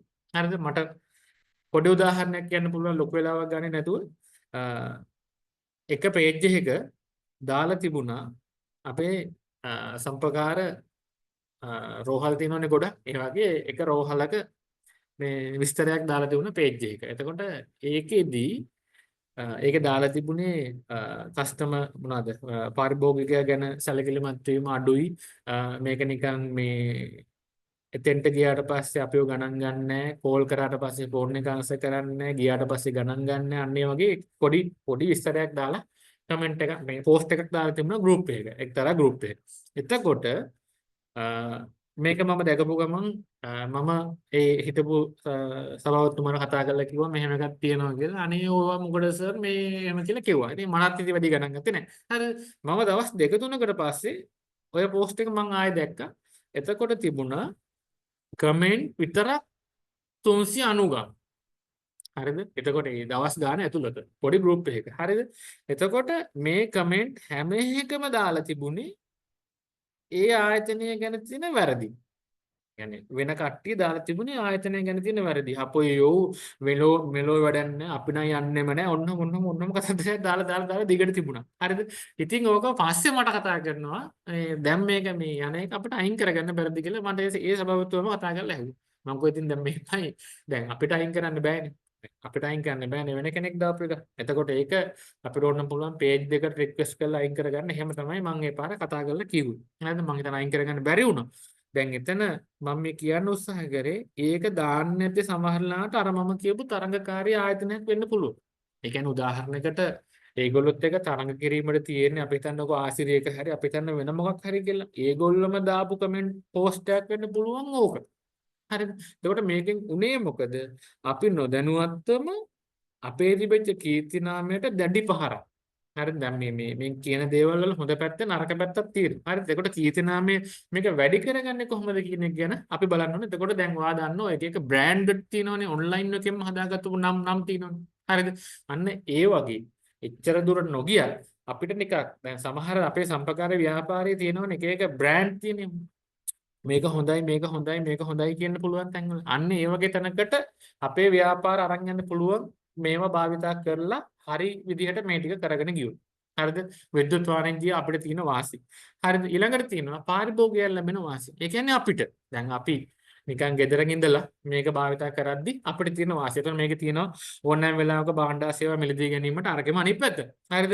ඊළඟට තියෙන ඕනෑම ස්ථානයක ඉඳලා මේකට සම්බන්ධ වෙන්න පුළුවන්. ඊට පස්සේ භාණ්ඩ තෝරා ගැනීම ඉඩපස්තාව වැඩි කියන එකට අපිට කියන්න පුළුවන්. දැන් අපි කියන්නේ දැන් මට සමහර වෙලාවට කඩේට ගියාට නැති රේන්ජ් එකක් මෙතන ගන්න පුළුවන්. ඒ කියන්නේ අපිට ගත්තොත් එහෙම මට ඕනේ ලේස් තියෙන ඒවද ලේස් නැති ඒවද මොන පාටද මේකේ අඩිය කොහොමද දැන් බලන්න පුළුවන් මට්ටමකටම අරන් තියෙනවා. මම සපත්තු කියන එක තමයි ලොක් මේ ඔයා සීමා වෙන්න එපා. හරිද? ඒකේ ටිකක් වෙන භාණ්ඩ එකකට හිතලා බලන්න. ඒ වගේ තියෙනවා. ඊළඟට තියෙනවා දේශීය මෙන්න විදේශීය භාණ්ඩ පරිහරණය කිරීම මගින් අපිට පුළුවන් අපේ මේ වැඩ දියුණු කරගන්න. ඒ කියන්නේ මෙහෙමනේ. දැන් අපි දේශීයව අපිට තියෙන්නේ මොකද්ද? දේශීයව අපිට තියෙන්නේ අපි කතා කරපු දරස් සහ ඒ අදාළ දේවල්. නමුත් අපිට අන්තර්ජාතික වශයෙන් අපිට ගත්තොත් අපිට තියෙන ඒ වගේ ඔයා දන්නවා අලිබබා, අලි එක්ස්ප්‍රස් ඒ වගේ විවිධ දේවල් දැන් තියෙනවා ගොඩක් ඒවා. එතකොට ඒ වගේ එකකට අපිට පුළුවන් සම්බන්ධ වෙලා දැන් අපේ ලංකාවේ ඉන්නවා භාණ්ඩ ඒ වගේ ගෙන්න ගන්න කට්ටිය. දැන් මම දන්න කට්ටිය ඉන්නවා මෙහෙම කරන්නේ. ඒගොල්ලෝ යම් දේවල් ලොකු දේවල් නෙමෙයි පොඩි දේවල් එකපාර ගෙන්නනවා බල්ක් එකක් විදිහට අන්තර්ජාලය හරහා පිට රටින්. එතකොට එහෙම ගද්දී ඉතාමත්ම අඩු පිරිවැයක් තමයි වැය වෙන්නේ. සමහර ලාවට අපිට shipping free. හරිද? කියන්නේ අපිට ගෙදෙට්ටම ගෙනත් දෙනවා කීයක්වත් ගන්නේ නැතුව. එතකොට ඒගොල්ලෝ මොකද කරන්නේ? ඒවා තනියෙන් අරමම කියපු අන්තර්ජාලය භාවිතා කරලා e-commerce වලින් ඒගොල්ලෝ මොකද කරන්නේ? ඒවා විකුණනවා online stores තියාගෙන. මං කියන්නේ පොඩි දේවල්. හරිද? එතකොට අපිට සරලව ගත්තොත් අපිට එච්චර දුරට හිතන්න ඕනේ නැහැ. අපිට දැන් හිතන්න මෙහෙම අපිට පුළුවන් ෆෝන් එකට කේස් එකක් කියලා හිතන්නකෝ. ෆෝන් කවර් එකක්. අපිට ෆෝන් කවර් එක අපිට කඩේට ගිහිල්ලා ෆෝන් කවර් එකක් ගන්නේ නැතුව අපිට පුළුවන් මෙහි ලංකාවේ තියෙන ෆෝන් කවර් එකට වැඩිය සෑහෙන ක්වොලිටි එක වැඩි ෆෝන් කවර් එකක් අඩු මිලකට ඔන්ලයින් එකේ ගෙන්න ගන්න පුළුවන්. සාමාන්‍යයෙන් සති දෙකක් තුනක් යයි එන්න. නමුත් අපිට එහෙම කරන්න පුළුවන්. අන්න ඒව තමයි මේකේ අපිට පාරිභෝගිකයන් ලැබෙන ප්‍රතිලාභ විදිහට අපිට කියන්න පුළුවන්. හරිද? දැන් එතකොට මෙන්න මේ e-commerce එකේ තියෙන ප්‍රශ්නේ නම් ගොඩක් වෙලාවට ඔයාලට අනිවාර්යෙන්ම එයි. හරිද? ඒක පොඩ්ඩක් මේක ලියද්දි පැහැදිලි කිරීම අත්‍යවශ්‍යයි. හරිද? මේක මේ කෙටියෙන් අරක මෙහෙමයි කියලා පේලියන් දෙකෙන් ඉවර කරන්න එපා. පුළුවන් තරම් ලියන්න, විස්තර ලියන්න, උදාහරණ ඔයා ගන්න ඔයාට වෙච්ච දේවල්. මම කියන්නේ මේ මහා ලොකු දේවල් ලියන්න එපා. පොඩි දේවල් හිතලා පොඩි කරුණටයක් හිතලා ලියන්න. එතකොට කලබල වෙන්න එපා. මේකට බය වෙන්න එපා. තනි ප්‍රශ්නයක් ලියන්න ඕනේ. එතකොට ඒකේ කොටස් දෙකක් හෝ තුනක් තියෙන්න පුළුවන්. වට ගොඩක් වෙලාවට එක කොටසකට ලකුණු 20 30 තියෙන්න පුළුවන්. එතකොට ඒවා පොඩ්ඩක් ඔයා තෝරා ගැනීමත් ඔයාගේ අතේ තියෙන හරිය ලියන්න පුළුවන් එකක් තෝරා ගන්න කොටස් තුනම වගේ දාන්න එකක් ලියන්න. මේ එතකොට ඔහොම තමයි තියෙන්නේ. එතකොට ඔයාලට මම හිතන්නේ 19 එකක් තියෙනවනේ. එතකොට ඒකෙදි ඔයගොල්ලන්ට දීලා තියෙන මොඩියුල්ස් ටික බලා ගන්න. ඒ හැම මොඩියුල් එකෙන්ම එක ප්‍රශ්නයක් ලියන්න ඕනේ. මේ එතකොට ඒ ප්‍රශ්නේ ඒ විදිහට කරගන්න. මේ මොනවා හරි වෙන ගැටලු තියෙනවා නම් මෙතනින් ඉවරයි අපේ මේ නෝට් එකට අදාළ දේවල් ටික. මොනවා හරි ගැටලුවක් තියෙනවා නම් අහන්න පුළුවන්. එක්සෑම් එක සම්බන්ධ ගැටලු හරි මොනවා හරි ඕන දෙයක් අහන්න. ආපහු වඩ රිවිෂන් තියෙන එකක් නැති වෙයි ගොඩක් වෙලාවට. ඒක නිසා මේ මොනවා හරි ගැටලු තියෙනවා නම් මොනවා හරි අද ඉවරක් කරගන්න. මොනවා හරි ප්‍රශ්නයක් තියෙනවා නම් අහන්න පුළුවන්.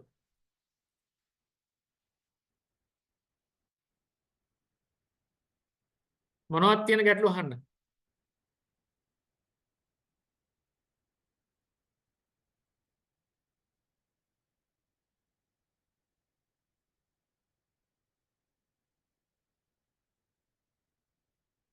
ප්‍රශ්න නැද්ද?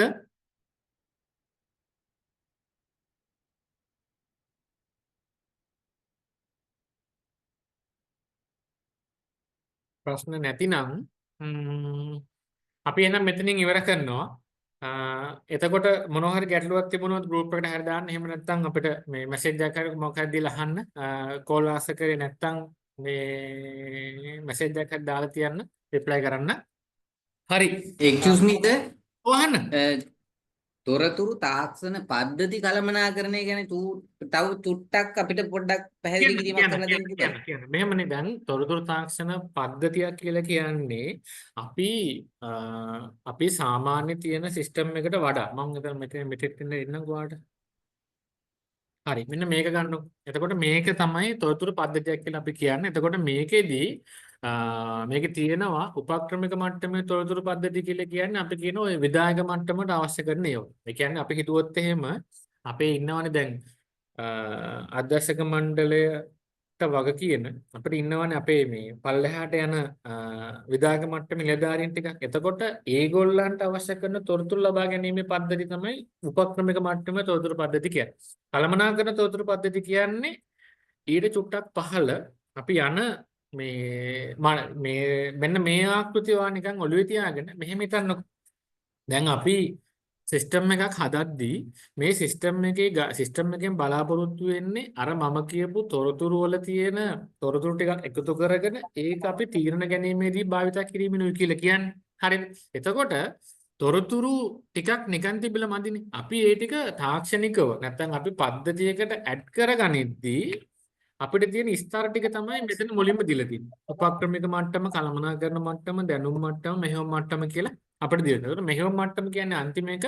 එතකොට ගනුදෙනු පහසුකම් නැත්නම් ගනුදෙනු අපිට සැකසීමේ පද්ධතිය දක්වා එතෙන්ට ගිහිල්ලා තියෙනවා. හරිද? මැද එකේ ගත්තොත් එහෙම අපිට තියෙන කාර්යාල ස්වයංකරණ අපි කියන්නේ මේ ඔටෝමැටික් මේ සිස්ටම් එකකට එන්න පුළුවන් කාර්යාලය වැඩ කරන. එතකොට තොරතුරු පද්ධතියක අපිට තියෙන අර මම කියපු මෙන්න මේ කලින් මෙන්න මේකේ බැලුවොත් මෙන්න මේ කියපු මෙන්න මේ ඵලදායී තොරතුරු පද්ධතියේ කාර්යභාරය කියන මෙන්න මේ ටික සාක්ෂාත් කරන්න අපිට අවශ්‍ය කරපු මෙන්න මේ තියෙන්නේ. මෙතන ඔයාට මම අර මේ ටික මේ කිව්වේ නැත්නම් මේක ලොකුවට අවශ්‍ය කර නැති නිසා මේක එතකොට මේකේ තියෙනවා දැනුම් මට්ටමේ තියෙනවා මෙහෙයුම් මට්ටමේ තියෙනවා ඔන්න ඔය වගේ තියෙනවා. අන්න ඒ ටික චුට්ටක් බලා ගන්න මොකක්ද උපක්‍රමික මට්ටම කියන්නේ මොකක්ද ඊට පස්සේ අපි ගත්තොත් කළමනාකරන මට්ටම කියන්නේ මොකක්ද ඊට පස්සේ ගත්තොත් දැනුම් මට්ටම ඔන්න ඔය ටික චුට්ටක් මේ බලා ගන්න. නැතුව මේක මේ අර සරලව ගත්තොත් එහෙම සිස්ටම් එකකින් අපිට ලැබෙන වාසි නැත්නම් තොරතුරු වල අපිට ලැබෙන වාසි ටික තමයි ඔතෙන්ට එන්න තියෙන්නේ. වෙන අපිට මොනවද හරි සර් හරි. තව මොන හරි ගැටලුවක් තියෙනවා නම් අහන්න පුළුවන්.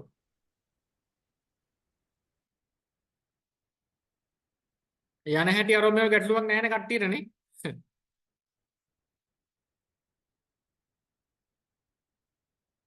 අපේ දුර ඉඳන් එන කට්ටිය කවුද ඉන්නේ? ගාල්ල ඉන්නවා. ඊට පස්සේ අපිට කුරුණෑගල ඉන්නවා මං හිතන්නේ. තව කවුද අපිට දුරම ඉන්නේ? මම නම් කියන්නේ ජාතික මණ්ඩලේ නවතින්න එනවා කියලා කිව්වා මේ කලින් දවසේ නැවතිලා ඉන්න එනවා කියලා කිව්වා. ඔව් දුර කට්ටිය හැම කරගන්න. ළඟ කට්ටියට නම් යන්න පුළුවන්. ඒ කියන්නේ උදේ ගිහලා මං හිතන්නේ 12 සමානකට ඉවරනේ. එහෙම එන්න පුළුවන්.